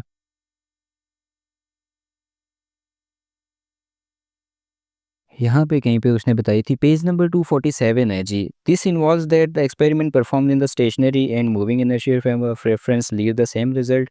फॉर एग्जांपल, इट इज़, ये पेज नंबर 247 लास्ट पैराग्राफ पर पढ़ रहा हूँ, third line. It is impossible to experimentally determine if an inertial frame of reference is stationary और moving without observing it from an external frame of reference. ठीक है, जब तक आप बाहर की चीज़ नहीं देखेंगे आप ये चीज़ नहीं बता सकते। तो होप्स हो कि इसमें ये जो कहानियाँ लिखी हुई थी ये आपको समझ आ गई होगी। जैसे पेज नंबर 249 पे पढ़ रहा हूँ जी, लास्ट पैराग्राफ, कि स्पेशल थ्योरी ऑफ रिलेटिविटी ये कहती है कि इस सूरत में ये जो पर्सन है ये अपना रिफ्लेक्शन देख पाएगा। The contradiction derive from the Newtonian relativity in this thought experiment supports the constituency of speed of light. जैसे मैंने आपको बताया कि यही चीज़ इसको कंफर्म कर रही है कि स्पीड ऑफ लाइट जो है वो कांस्टेंट रहती है। The second postulate of special theory of relativity states that the light speed is constant in a vacuum for all the inertial frame of for all inertial frame of reference. This means from the perspective of the person in the mirror on the moving train, light relative velocity is still c। यानी इसका मतलब इससे में ये चीज़ थी कि देखें चूँकि ये अब एक कांस्टेंट वेलोसिटी से मूव कर रही है विद द वेलोसिटी c। तो जो c वेलोसिटी से जब चीज़ मूव कर रही है विद द यूनिफॉर्म वेलोसिटी, तो वो क्या है, वो है जी इनर्शियल फ्रेम ऑफ रेफरेंस। और अकॉर्डिंग टू फर्स्ट पोस्टुलेट हमने ये पढ़ा कि जब ऑब्जर्वर कोई इनर्शियल फ्रेम ऑफ रेफरेंस में होगा तो उसके लिए फिजिक्स का लॉ चेंज नहीं होता।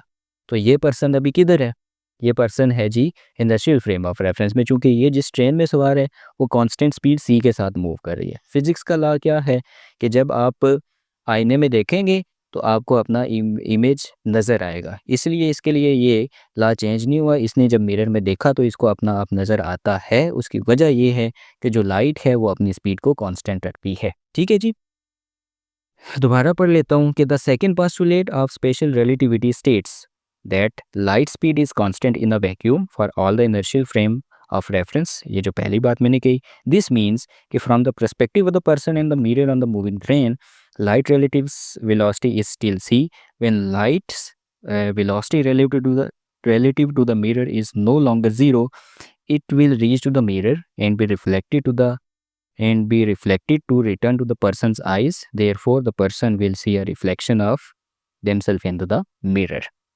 कि स्पेशल थ्योरी के अकॉर्डिंग फिर इसके दरमियान जो रिलेटिव वेलोसिटी है वो ज़ीरो नहीं होगी बल्कि सी होगी। देयरफॉर जो बंदे से लाइट है वो ट्रेवल करते हुए मिरर तक जाएगी, वहाँ से रिफ्लेक्ट होकर इसकी आंखों में आएगी, इसलिए ये बंदा फिर अपनी जो इमेज है वो देख सकता है। तो आई होप कि जो स्पेशल थ्योरी ऑफ रिलेटिविटी थी इसके ये दोनों पोस्टुलेट्स की क्या एक्सप्लेनेशन है, क्या कहानी जो बुक में लिखी हुई है वो आपको सारी की सारी क्लियर होगी। नाउ सेकेंड लास्टली फिर हम लोग डिस्कस करते हैं जी consequences of special theory of relativity. सही है, अच्छा जी, तो ये है consequences of special theory of relativity. इसमें जो पहला consequence है वो है रिलेटिविटी ऑफ साइमल्टेनिटी। अब इसमें बेसिकली वो आपको समझाना क्या चाहता है, इसके लिए कंसीडर करें कि ये एक ट्रेन का ट्रैक है, इस पे से ये एक ट्रेन पास हो रही है। ट्रैक के साइड पे ये दो दरख्त मौजूद हैं, ठीक है, और बारिश का मौसम है, जैसे अभी बाहर बारिश लगी हुई है। अच्छा, तो सिचुएशन ऐसी है कि ये एक ट्रेन का ट्रैक है, इसके साइडों पे ये दो दरख्त हैं और ट्रेन इस वक्त यहाँ पे तकरीबन स्पीड ऑफ लाइट से ट्रेवल करते हुए इस ट्रैक के ऊपर चल रही है। और एग्जैक्टली जब ये इन दो दरख्तों के दरमियान से गुजर रही थी तो अचानक आसमानी बिजली पड़ती है और वो इस दरख्त के ऊपर भी आके टकराती है और इस दरख्त के ऊपर भी आके टकराती है। ठीक है, ये जो ट्रेन में ये ड्राइवर बैठा हुआ है जो कि इस ट्रेन को ड्राइव कर रहा है, एक बंदा ये है जो कि इन दरख्तों के ऊपर इस लाइट का पड़ना ऑब्जर्व कर रहा है, जबकि एग्जैक्टली इसी ट्रैक के दूसरी तरफ एक ऑब्जर्वर यहाँ पे भी है जो कि इस इन दरख्तों के ऊपर लाइट का पड़ना ऑब्जर्व कर रहा है। ठीक है, सबसे पहले हम देखते हैं मान लें कि this is observer A and this is observer B. सबसे पहले हम ए से पूछते हैं कि क्या ये जो लाइट है ये दोनों दरख्तों पे आपको एक साथ पड़ती हुई नज़र आई है? अच्छा, अब ऑब्जर्वर ए क्या कहेगा? अब देखें, चूँकि ये रेस्ट की कंडीशन में, ऑब्जर्वर ए क्या है? दूसरी तरफ रेस्ट की कंडीशन में खड़ा है, ठीक है? ऑब्जर्वर ए क्या कहेगा कि बिल्कुल मुझे इस दरख्त पे भी और इस दरख्त पे भी जो लाइट है वो एक ही साथ यानी साइमल्टेनियसली मुझे पड़ती हुई नज़र आई है, ठीक है? अब यही बात जब हम बी से पूछते हैं तो अब ज़रा इस सिचुएशन को एनालाइज़ और विजुअलाइज़ करने की कोशिश कीजिएगा। देखें बच्चों, सिचुएशन ऐसी है कि ट्रेन आगे की जानिब जा रही है ना, और तकरीबन खुद ये स्पीड ऑफ लाइट से भी ट्रैवल कर रही है। तो ट्रेन जब सीधा आगे की जानिब जा रही है तो ये इस दरख्त के करीब जाती जा रही है, जबकि इस दरख्त से ये दूर जाती जा रही है। तो इस पर्सन को, ये जो ड्राइवर है ट्रेन का, इसको ऐसा फील होगा, चूँकि ये इस दरख्त की तरफ मूव कर रहे हैं तो इसको ऐसा लगेगा, ये इस चीज़ को ऑब्ज़र्व करेगा, सॉरी, कि ये वाली जो इस दरख्त के ऊपर पहले आके लाइट पड़ गई है और इस दरख्त के ऊपर जो है वो बाद में आके लाइट पड़ी है। ये जो ऑब्ज़र्वेशन रहेगा, यानी इसके लिए यही जो इवेंट, ये जो इवेंट था, जो कि इवेंट कौन-सा? लाइट, दरख्तों के ऊपर आके लाइट का पड़ना। ये ऑब्जर्वर ए के लिए साइमल्टेनियस है, बट अगर आप ऑब्जर्वर बी के लिए, ये ऑब्जर्वर बी के लिहाज से देखेंगे तो ऑब्जर्वर बी के लिहाज से दरख्तों के ऊपर लाइट का पड़ना साइमल्टेनियस नहीं है। आगे वाले दरख्त की तरफ चूँकि ये खुद आगे जाए जा रहे हैं विद द वेलोसिटी सी, तो आगे वाले दरख्त पे पहले लाइट, जबकि पीछे वाले दरख्त पे बाद में लाइट ये ऑब्जर्व करेगा। यही चीज़ वो कहता है रिलेटिविटी ऑफ साइमल्टेनिटी में। क्या कहता है कि two actions, page number 249, simultaneous for one person, जो कि एक पर्सन के लिए साइमल्टेनियस हैं, may not be simultaneous for another person, वो किसी दूसरे पर्सन के लिए साइमल्टेनियस नहीं हो सकते। फिर इसी चीज़ को वो एग्जांपल से समझाता है जी, in a relative motion. For example कहता है कि a person is standing next to the train, एक बंदा जो है वो ट्रेन के बिल्कुल साथ जो है वो खड़ा है। Comparing the observations of lightning storm with a person inside the train, जो कि अपनी इस ऑब्जर्वेशन को यानी दरख्तों पे लाइट के पड़ने को ऑब्जर्व कर रहा है उस पर्सन के रिलेटिव जो कि इस ट्रेन में मौजूद है। With the person inside the train is moving nearly speed of light. Einstein imagine the train at the point on the track equally between the two trees. Einstein ने ये imagine किया कि जिस वक्त दरख्तों के ऊपर लाइट पड़ी थी, ये ट्रेन एग्जैक्टली दोनों दरख्तों के दरमियान से गुजर रही थी।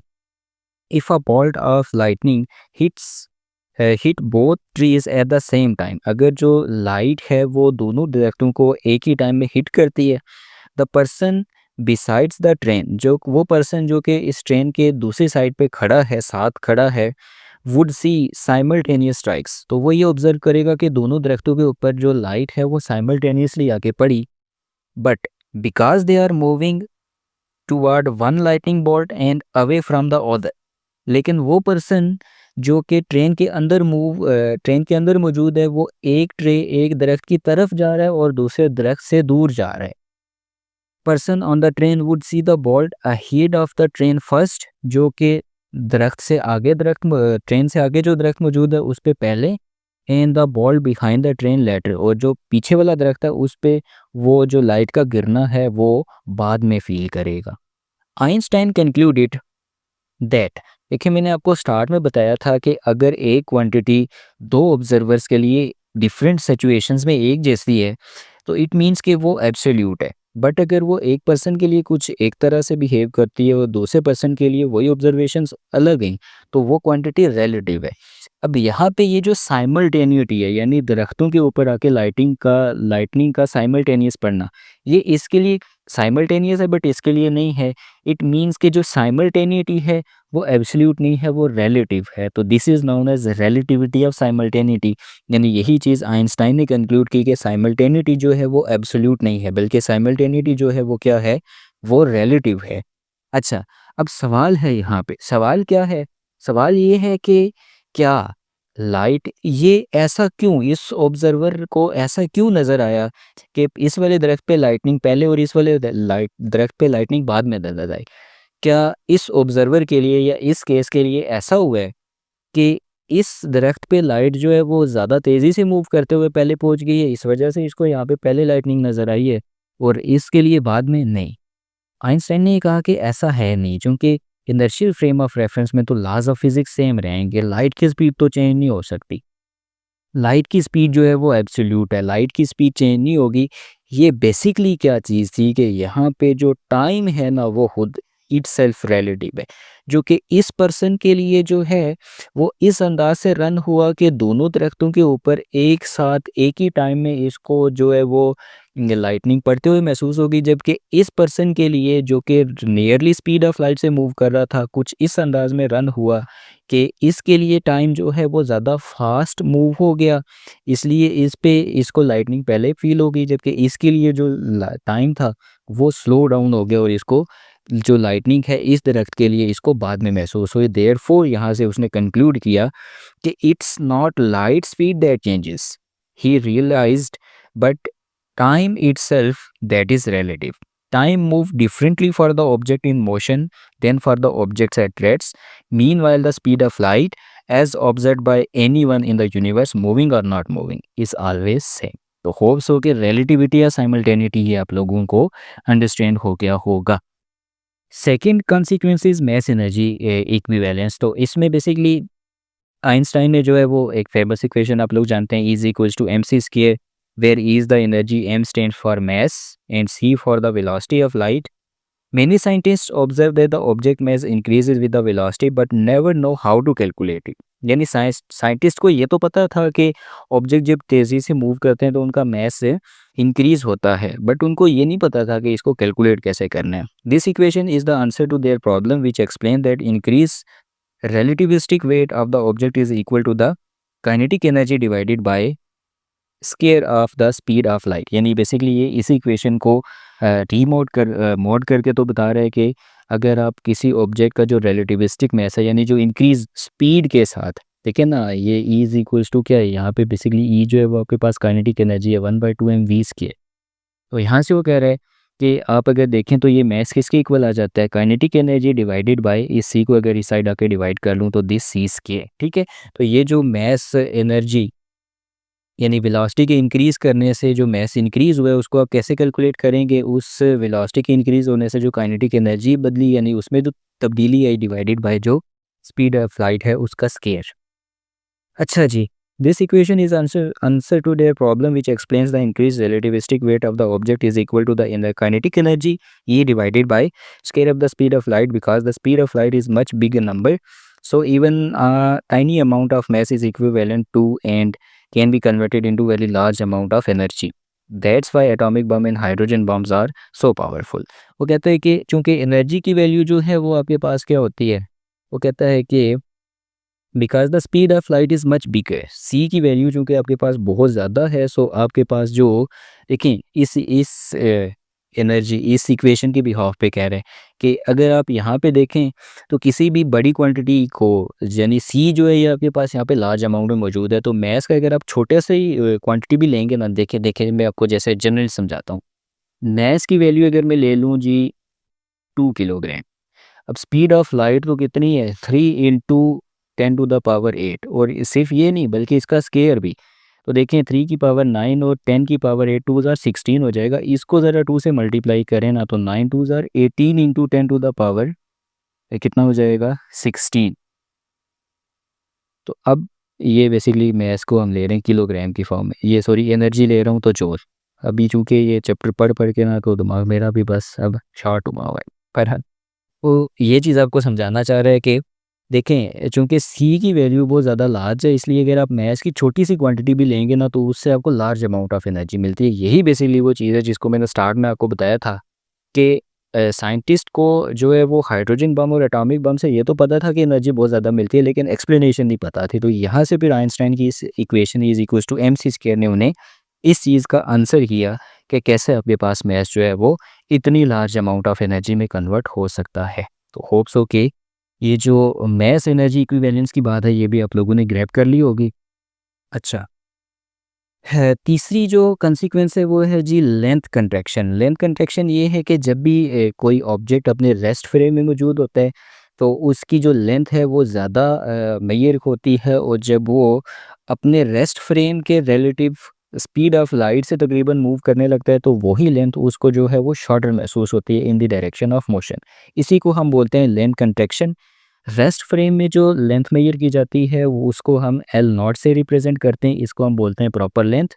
और इसी रेस्ट फ्रेम के रिस्पेक्ट जब आप मूविंग फ्रेम में अपनी लेंथ कैलकुलेट करेंगे तो वो कहलाती है रिलेटिविस्टिक लेंथ, और इसको हम सिंपल एल से रिप्रेजेंट करते हैं। तो क्या रिलेशन है एल और यानी रिलेटिविस्टिक लेंथ और प्रॉपर लेंथ में? This relation is given by this equation. अब इसकी डेरिवेशन तो यहाँ पे मौजूद नहीं है, बट इस इक्वेशन की मैं आपको फील जो है वो ला के बताता हूँ। देखें बच्चों, जैसे हमने कहा कि रेस्ट में हमारे पास लेंथ आएगी ज़्यादा, और मूविंग फ्रेम में हमारे पास जो यानी रिलेटिविस्टिक लेंथ आएगी ये आएगी कम। कॉन्ट्रैक्ट होने का मतलब क्या होता है? कम हो जाना। अब देखें यहाँ पे v, ज़ाहिर है कोई भी ऐसा ऑब्जेक्ट जो है वो हमारे पास नहीं है जो कि स्पीड ऑफ लाइट से ज़्यादा स्पीड से ट्रेवल कर सके, तो v हमारे पास हमेशा c से छोटी होगी। अब ऊपर है छोटी क्वांटिटी, नीचे है बड़ी क्वांटिटी। छोटी क्वांटिटी को बड़ी से जब डिवाइड करते हैं ना तो आंसर हमेशा लेस देन ज़ीरो आता है। उसको जब आप 1 से मज़ीद सब्ट्रैक्ट कर लेंगे, यानी फ़र्ज़ कर लें कि इस v और c का आंसर आ रहा है लेस देन ज़ीरो, 0.2। अब अगर मैं उसको 1 में से सब्ट्रैक्ट करूं तो आंसर कभी भी ग्रेटर देन 1 नहीं हो सकता, क्योंकि 1 में से 0.2 निकालें तो आंसर क्या आएगा? 0.8। वो इस 1 को भी 0 पे खाते में लेके जाएगा। उस पे ये तुरफा कि हम उसका स्क्वायर रूट भी ले लें तो ज़ाहिर है वो तो और ज़ीरोस और पीछे चली जाएगी क्वांटिटी। अच्छा, अब ये एल नॉट क्या है? हमारी प्रॉपर लेंथ, वो तो बड़ी होती है। अब एक है बड़ी क्वांटिटी, उसको मैं ऐसी क्वांटिटी से मल्टीप्लाई कर रहा हूँ जो कि ज़ीरोज़ के केस में है। लाइक जैसे अगर आप मल्टीप्लाई कर लें किस चीज़ को, ओहो पहले फिर भी ठीक लिखा गया हुआ था। लाइक जैसे आप मल्टीप्लाई कर लें अगर 2 को 0.2 के साथ तो ये आंसर आता है 0.4। तो देखें बड़ी चीज़ को जब हमने छोटी क्वांटिटी से मल्टीप्लाई की है तो ये इसको भी छोटा कर गया है। इसलिए वो कहता है कि बेसिकली यानी ये अगर जब आप किसी इसकी डिटेल से अगर आप पढ़ें तो बेसिकली यही जो फैक्टर है ना, यही हमारे लेंथ को भी इफ़ेक्ट करता है, मास को भी इफ़ेक्ट करता है, टाइम को भी इफ़ेक्ट करता है। 1 minus V square over C square. ठीक है, ज़्यादा इसकी डिटेल में तो नहीं जाऊँगा, मैं जस्ट आपको इसकी एक फील देना चाह रहा हूँ कि ये इक्वेशन कैसे हमें मैथमेटिकली भी बता रही है कि जब भी आप कैलकुलेशन करेंगे तो आपके पास जो एल नॉट यानी ज़्यादा लेंथ होगी वो इस फैक्टर की वजह से कम हो जाएगी। This is L which is relativistic length, और इसी लेंथ का सिकुड़ जाना हमारे पास क्या कहलाता है जी? Length contraction. सही है, बात समझ आ गई है? ओके। टाइम डायलेशन देखें बहुत ज़्यादा इस पे मैंने डिस्कस कर ली है। इन पैराडॉक्स में भी आपको ये बात समझा दी है कि जो टाइम है वो एब्सोल्यूट नहीं है। टाइम जो है वो जो बंदा रेस्ट फ्रेम में रहता है उसके लिए ज़्यादा तेज़ी से गुजरता है, जबकि जो मूविंग फ्रेम में यानी जो कि एब्सोल्यूट जो कि तकरीबन स्पीड ऑफ लाइट से मूव कर रहा होता है उसके लिए जो टाइम है वो स्लो डाउन हो जाता है। इसी वजह से जो हम रेस्ट फ्रेम में टाइम मेजर करते हैं वो हमारा होता है प्रॉपर टाइम, और जो टाइम होता है हमारे पास मूविंग फ्रेम में उसके रिस्पेक्ट से वो हमारे पास होता है रिलेटिविस्टिक टाइम। तो टाइम और सॉरी जो रिलेटिविस्टिक टाइम और प्रॉपर टाइम में जो डिफरेंस जो रिलेशन है वो इस इक्वेशन की मदद से कैलकुलेट किया जा सकता है। तो ये जो रिलेशन है T is equal to T not divided by 1 minus V square over C square, इसको याद रखिएगा। टेक्स्ट बुक से पढ़ लेते हैं। इसमें क्या लिखा हुआ है कि one of the important consequence of Einstein special theory of relativity is that time moves relative to the observer and observer in motion experience time dilations mean. अब टाइम डायलेशन का वो मतलब समझाता है, means that when an object is moving very fast, जब वो तेज़ी से मूव कर रहा होगा यानी नियरली स्पीड ऑफ लाइट, तो टाइम उसके लिए जो है वो स्लो डाउन हो जाता है। देन किसके रेस्पेक्ट से? जब वो रेस्ट में होता है, यानी जो मूविंग क्लॉक्स होंगी वो स्लोली टिक होती हुई अपीयर होंगी as compare to the observer's stationary clock. The time taken for an event to occur with in its rest frame is called proper time T nought, और जो ऑब्जर्वर है in the different reference frame in the relative motion will always जज the time T to be longer. तो जो आपके पास different observer जो होंगे different reference frame में इन रिलेटिव मोशन वो उस टाइम को ज़्यादा यानी ज़्यादा जो है वो मेजर करेंगे, टी आपके पास जो होगा वो ज़्यादा होगा। देखिए सिंपल सी बात है कि जो आपके पास इस यानी इसी चीज़ को जैसे यहाँ भी मैंने कहा ना कि ये वाली वैल्यू हमेशा लेस देन ज़ीरो होती है। तो वो जब बड़ी वैल्यू से मल्टीप्लाई खाएगी तो वो उसको भी लेस देन ज़ीरो कर लेती है, इसलिए लेंथ कम आ रही थी। बट यहाँ पे मल्टीप्लिकेशन नहीं है, यहाँ पे डिवीजन है। अब डिवीजन में ऊपर जो है वो बड़ी क्वांटिटी है, नीचे जो है वो छोटी क्वांटिटी है। जब भी बड़ी क्वांटिटी को छोटी क्वांटिटी से डिवाइड करते हैं तो आंसर हमेशा और बड़ा आता है। इसलिए ये जो टाइम है ये ज़्यादा लॉन्गर फील होता है कि the observer in the different reference frame in a relative motion will always जज time taken T to be longer. और रिलेशन कैसे है जी, T is equal to T nought one minus V square C square. और इसी तरह से अगर आप मैथ्स को देखें तो मैथ्स भी आपके पास ऐसे डिफाइन हो रहा है। अभी हमने कहा ना कि जब वेलोसिटी इंक्रीज़ होगी तो उससे जो मैथ है वो भी इंक्रीज़ होता है, इसी को हम मैथ वेरिएशन कहते हैं। तो वो मैथ वेरिएशन यानी जो रेस्ट फ्रेम में जो मैथ कैलकुलेट होता है वो होता है प्रॉपर मैथ, और जो मूविंग फ्रेम में होता है वो होता है आपके पास रिलेटिविस्टिक मैथ। क्योंकि रिलेटिविस्टिक मैथ ज़्यादा होता है, जिसको आप इस इक्वेशन की मदद से अगेन यदि मैथमेटिकल सेंस में कंसीडर कर सकते हैं कि एम नॉट आपके पास जो है जब ये डिवाइड होगा इस नीचे वाली छोटी क्वांटिटी लेस देन के साथ, तो ये अपनी ओरिजिनल वैल्यू से भी बड़ा होगा। लाइक जैसे मैं आपको मिसाल देता हूँ कि अगर आप 238 जैसे मैं अभी करके देख रहा था 238 है या सम वर्ड, इसको अगर आप लेस देन ज़ीरो वाली क्वांटिटी 0.2 या 0.8 से डिवाइड करें ना तो ये थाउजेंड से भी अबव आंसर चला जाता है। तो 238 को ये इंक्रीज़ कर लेता है। तो कहने का मतलब ऊपर क्वांटिटी अगर बड़ी होगी नीचे क्वांटिटी छोटी होगी तो वो इसका जो आंसर है वो हमेशा इस क्वांटिटी से और बड़ा आएगा। वो यही चीज़ वो यहाँ पे लिखता है कि the mass of moving object increases as its velocity increases. This phenomenon is called mass variation. It is an another expression for the mass energy equivalence and is represented mathematically as this one, where m is the relativistic mass। ये सारी बातें मैं आप लोगों को बता चुका हूँ। तो आप लोगों ने ये जो रिलेशन है relativistic mass और proper mass, इसके दरमियान ये जो रिलेशन है इसको याद रखिएगा। लास्ट पैराग्राफ में वो आपको इस क्वेश्चन का आंसर करता है कि क्यों किसी भी मैथ्स को जो है वो हम यानी कोई भी मैथ्स जो है वो स्पीड ऑफ लाइट से ट्रैवल क्यों नहीं कर सकता। तो इसका सिंपल आंसर वो आपको ये करता है कि देखें अभी हमने पढ़ लिया कि जब ऑब्जेक्ट को हम जितना ज़्यादा उसकी स्पीड को इंक्रीज़ करते जाएंगे उतना ज़्यादा उसका मास बढ़ता जाएगा, तो उतना ज़्यादा हमें उसको एक्सेलरेट करना डिफ़िकल्ट हो जाएगा। इट मीन्स कि अगर छोटा सा भी हम मास लेंगे ना तो उसको इतनी ज़्यादा स्पीड यानी 3 इंटू 10⁸ मीटर पर सेकंड स्पीड से एक्सेलरेट करवाने के लिए हमें जो है वो इन्फिनिट अमाउंट ऑफ एनर्जी चाहिए होगी। सर वो तो हमारे लिए पॉसिबल नहीं है, इसलिए ये चीज़ इम्पॉसिबल है कि कोई भी ऑब्जेक्ट जो है वो एग्जैक्टली स्पीड ऑफ लाइट या उससे ज़्यादा वेलोसिटी के साथ ट्रेवल करे। तो होप्स हो कि consequences of special theory of relativity में क्या कंसेप्ट्स हैं रिलेटिविटी ऑफ साइमल्टेनिटी के, mass energy equivalence, length contraction, time dilation और मैस वेरिएशन, ये आप लोगों को क्लियर होंगे। अब थोड़ा सा जो कंसेप्ट है लास्ट पे वो बचा हुआ है, time as fourth dimension in space time model. Basic तो मैं आपको यहाँ पे बात समझा चुका हूँ इसके इंट्रोडक्शन में कि कैसे आइंस्टाइन ने कहा था कि किसी भी ऑब्जेक्ट की कंप्लीट डिस्क्रिप्शन के लिए ये चीज़ जो है वो काफ़ी नहीं है कि आप लेंथ मैस और लेंथ विड्थ और हाइट इन तीन चीज़ों को कंसीडर करें, यानी ऑब्जेक्ट की पोजीशन किधर है बल्कि वो उस पोजीशन पे किस टाइम पे है, ये चीज़ भी ज़रूरी है। इसलिए एक चौथी डायमेंशन टाइम की भी ज़रूरत पड़ती है। तो इसको हम time as a fourth dimension space time model, इसको फिर ये मैं मिटा के जो है वो आपको यहाँ पे अलग से समझाता हूँ, ठीक है। एंड नाउ हम लोग डिस्कस करते हैं अपनी इस यूनिट का लास्ट टॉपिक, वो है time as a fourth dimension in space time model. देखिए स्टूडेंट्स, मैं आपको ये चीज़ दोबारा से रिपीट करवाता हूँ कि न्यूटन का कंसेप्ट ये था कि किसी भी ऑब्जेक्ट को कम्प्लीटली डिस्क्राइब करने के लिए आपको तीन एक्सिस की ज़रूरत होती है, एक्स एक्सिस, वाई एक्सिस और जी एक्सिस, यानी लेंथ, विड्थ और हाइट। और इन्हीं एक्सिस से मिलकर बेसिकली इसको हम क्या बोलते हैं, लेंथ, विड्थ और हाइट मिलकर क्या बनाती है, एक तीन डायमेंशन। यानी किसी भी ऑब्जेक्ट की कंप्लीट डिस्क्रिप्शन के लिए आपको थ्री डायमेंशंस जो है वो इनफ है। और कंप्लीट डिस्क्रिप्शन से मेरी मुराद ये है कि या तो हम उस ऑब्जेक्ट की डायरेक्शन देख रहे होंगे या पोजीशन देख रहे होंगे, लोकेशन देख रहे होंगे, शेप देख रहे होंगे, एक्सेट्रा, ठीक है। तो न्यूटन के कंसेप्ट के अकॉर्डिंग ये तीन डायमेंशंस काफ़ी हैं उस ऑब्जेक्ट की इन चीज़ों को डिस्क्राइब करने के लिए। बट ऐसा इसलिए है कि न्यूटन का कंसेप्ट ये था कि जो टाइम है वो एब्सोल्यूट क्वांटिटी है। बट बच्चों, आप लोग ये जानते हैं अब कि आइंस्टाइन ने इस चीज़ को ऑब्जर्व किया था कि जब कोई भी ऑब्जेक्ट स्पीड ऑफ लाइट से ट्रेवल करने लगता है तो उसके लिए टाइम एब्सोल्यूट नहीं रहता, यानी टाइम एक रिलेटिव क्वांटिटी है। सो आइंस्टाइन ने ये कहा कि आप किसी भी ऑब्जेक्ट को कंप्लीटली डिस्क्राइब सिर्फ 3 डायमेंशंस यानी लेंथ, विड्थ और हाइट से नहीं कर सकते। उसके लिए आपको एक चौथी डायमेंशन टाइम की भी ज़रूरत पड़ेगी। तो इस 3 डायमेंशन में जब टाइम को as a new dimension add किया गया, तो ये स्पेस टाइम कहलाया और यही आपके पास 3 और 1 4 यानी 4 डायमेंशन बन गए।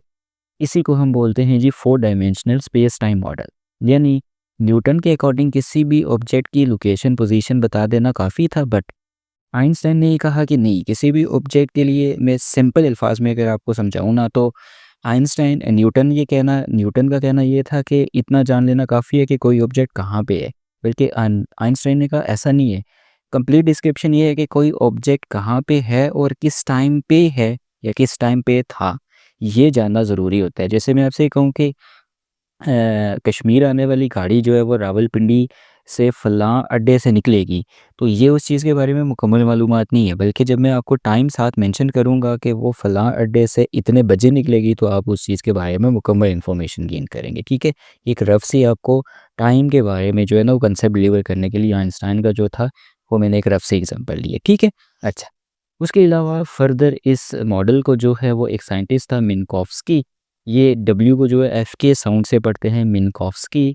इसने एक जो है वो डायग्राम की फॉर्म में एक्सप्लेन किया। बेसिकली ये डायग्राम आपको थोड़ी कॉम्प्लेक्स सी नज़र आ रही होगी, बट इसका जो मैसेज ये आपको डिलीवर करना चाह रही है ये बड़ा सिंपल सा है। इसका मैसेज क्या है, ये डायग्राम का क्या मतलब है, देखें। इसमें आपको ये एक ब्लैक कलर से एक प्लेन नज़र आ रहा है जो कि बेसिकली ऐसे हॉरिजॉन्टल पोजीशन में पड़ा हुआ है। ये जो प्लेन है ये हमारे पास रिप्रेजेंट कर रहा है स्पेस को। जबकि आप देखें तो इसमें एक चौथी लाइन है, एक और लाइन मौजूद है, सॉरी, जो कि ऐसे इस प्लेन में से वर्टिकली ऊपर की जानिब पास हो रही है। ये आपके पास है टाइम की एक्सिस, ठीक है? तो जो स्पेस है उसमें 3 एक्सिस आ जाती हैं, X axis, Y axis and Z axis. और चौथी एक्सिस है वो है टाइम की, तो ये 4 डायमेंशनल स्पेस एंड टाइम बन गया। सही है? अच्छा, इसमें आपको 2 कोन्स भी नज़र आ रही हैं। एक देखें तो रेड कलर की कोन है ऐसे नीचे की तरफ और एक ग्रीन कलर की कोन है ऐसे ऊपर की तरफ, ठीक है? फर्दर ये कोन्स एक दूसरे के समझने के अपोज़िट डायरेक्शन में हमने टच करके रखी हुई हैं, दरमियान में इनका पॉइंट ऑफ इंटरसेक्शन मौजूद है। अब जिस तरह से 3 चीज़ें होती हैं ना, पास्ट, प्रेज़ेंट और फ्यूचर, बेसिकली ये कोन्स का जो मैसेज है ये इसी अंदाज़ में है। इसमें नीचे वाली जो कोन है ये past, point of intersection present और ऊपर वाला जो है वो फ्यूचर को रिप्रेज़ेंट कर रहा है। मैं इस चीज़ को एक्सप्लेन करता हूँ कि कैसे, कि देखिए मान लें कि ये जो मेरा हाथ है इसको आप विजुअलाइज़ करें कि ये सन है, ठीक है? और ये मैं खुद खड़ा हूँ। अब सन से जो है वो लाइट आ रही है और मुझ तक मेरे पास आएगी और मैं इस लाइट को जो है वो रिसीव करूँगा, ठीक है? मान लें कि ये वो लाइट की रे है या ये वो लाइट है जो कि सन इमिट करेगा और ये आके मुझ तक पहुंचेगी। अब आप लोग जानते हैं कि सन से जो लाइट है वो एक ऐसे पर्सन की तरफ जो कि अर्थ के ऊपर मौजूद होते हैं पहुंचते हुए तकरीबन 8 मिनट के करीब करीब, यानी 8 मिनट 20 सेकंड, कुछ ऐसा ही ड्यूरेशन है वो लेती है। अब सन ने लाइट को एमिट कर लिया और 8 मिनट 20 सेकंड के बाद ये लाइट मेरे पास पहुंच चुकी है। जब ये लाइट मेरे पास पहुंच चुकी है और मैं इसको ऑब्ज़र्व कर रहा हूँ, इसको मैंने रिसीव कर लिया है, तो ये लाइट का प्रेज़ेंट है। जबकि सन से जब ये लाइट निकली थी तो 8 मिनट 20 सेकंड जो ये ट्रैवल करती रही है और मेरे पास पहुंची है वो उसका पास्ट है। तो लाइट का सन से निकल के मुझ तक आना ये उसका पास्ट है। मेरे पास जब वो पहुंच चुकी है तो ये इसका फ्यूचर है। अब आगे ये लाइट अब्ज़ॉर्ब होगी, कहीं पे वापस रिफ्लेक्ट होगी, रिफ्रैक्ट होगी या किसी अदर फॉर्म ऑफ एनर्जी में कन्वर्ट होगी, ये इसका फ्यूचर है।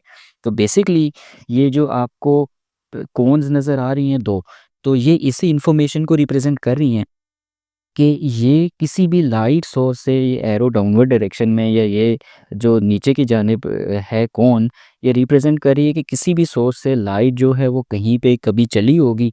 चलते हुए जनाब ये इस ऑब्ज़र्वर तक पहुँची होगी, तो ये जो नीचे वाली कोन है ये है पास्ट लाइट कोन। यानी ये लाइट के पास्ट को रिप्रेज़ेंट कर रही है जो किसी सोर्स से किसी दौर में निकली है और वो चलते हुए किसी ऑब्ज़र्वर तक पहुँचे। ये वो ओरिजिन वाला पॉइंट है जहाँ पे इन दोनों कोन्स के यूँ समझ लें कि जो कॉर्नर्स हैं, जो वर्टिसेस हैं, वो एक दूसरे को इंटरसेक्ट करते हैं और यहाँ पे एग्ज़ैक्टली हमारा ऑब्ज़र्वर मौजूद होता है स्पेस के अंदर। अब इस पॉइंट को हम ओरिजिन कहते हैं। यहाँ पे जब लाइट पहुँचेगी तो इस पॉइंट के ऊपर ये उसका प्रेज़ेंट होगा, ठीक है? कि लाइट ऑब्ज़र्वर तक पहुँच गई है। अब ऑब्ज़र्वर के बाद आगे जब लाइट जाएगी तो उसका क्या जो है वो यूज़ हो सकता है या उस लाइट का क्या इफ़ेक्ट हो सकता है या वो लाइट आगे क्या कैसे बिहेव कर सकती है, ये उसका फ्यूचर होगा। इसलिए ये जो है ये पास्ट लाइट कौन है, ये दरमियान वाला जो पॉइंट है ये प्रेज़ेंट है और ये आगे फ्यूचर लाइट कौन है। बेसिकली उसने ये सारी फिगर जो है वो लाइट के बिहाफ़ पे एक्सप्लेन की है। आप इसको इन्फॉर्मेशन के तौर पे भी ले सकते हैं, यानी कोई भी इन्फॉर्मेशन है जो यहाँ से किसी भी जो है वो सोर्स से आई है, ऑब्ज़र्वर ने रिसीव की है, तो ये उसका प्रेज़ेंट है। आगे उस इन्फॉर्मेशन का क्या बनेगा, ये उसका फ्यूचर है। तो बेसिकली ये थी वो मिन्कोफ्स्की की डायग्राम जो कि आप लोगों की टेक्स्ट बुक में मौजूद है। तो मैंने कोशिश की है कि इसका जनरल सा जो मैसेज है, चूँकि ज़्यादा डीप एक्सप्लेनेशन मौजूद नहीं है, इसलिए इसका जनरल सा जो कंसेप्ट है वो आप लोगों को देता चलूँ। इसी कॉन्स ने ही फिर जो है वो न्यूटन की सॉरी आइंस्टाइन की जो सेकंड थी थ्योरी जनरल रिलेटिविटी, उसके लिए भी राह हमवार की थी। ठीक है? तो इसमें एट द एंड आप लोग क्या ऐड कर सकते हैं, ये जो पूरा स्पेस टाइम मॉडल है इसके क्या फ़ीचर्स हैं, तो मेनली मैंने एक्सट्रैक्ट किए हैं जी, आप लोगों की टेक्स्ट बुक का ही टेक्स्ट मैंने एक्सट्रैक्ट किया है। तो आप ये 3 लिख सकते हैं कि जो स्पेस टाइम आपके पास मॉडल है इसकी सिग्निफिकेंस, इंपॉर्टेंस या यूज़ ये है कि ये किसी भी ऑब्ज़र्वर को इस काबिल बनाता है कि वो ये जज कर सके कि कोई भी जो इवेंट्स हैं वो कब और कहाँ पे अकर होंगे। दूसरी, इस स्पेस टाइम मॉडल में हर एक पोजीशन के ऊपर जो है वो एक यूनिक इन्फॉर्मेशन मौजूद है किसी भी ऑब्जेक्ट के बारे में, वो जो कि उसकी एक ख़ास लोकेशन के ऊपर किसी ख़ास पॉइंट के ऊपर जो है वो उसकी पोजीशन भी बताता है और वो किस टाइम पे वहाँ पे मौजूद है ये भी बताता है। और number 3, without any mathematical explanation, ये हमें जो रिलेटिविस्टिक फैक्टर हैं like time relation, length, contraction, इन चीज़ों के बारे में भी इंफॉर्मेशन प्रोवाइड करता है। तो that was over chapter unit 13 relativity. I hope कि जो ये क्लास है आज की, इससे आप लोगों को एग्ज़ाम्स की प्रिपरेशन में हेल्प मिलेगी। ताहम फिर भी अगर आप लोगों को कोई कन्फ्यूजन है तो आप लोग कमेंट सेक्शन में ज़रूर पूछ सकते हैं। अब किसी नेक्स्ट जो यूनिट है उसकी रिवीजन में फिर मिलते हैं। तब तक के लिए अपना ख्याल रखिएगा। अल्लाह हाफ़िज़।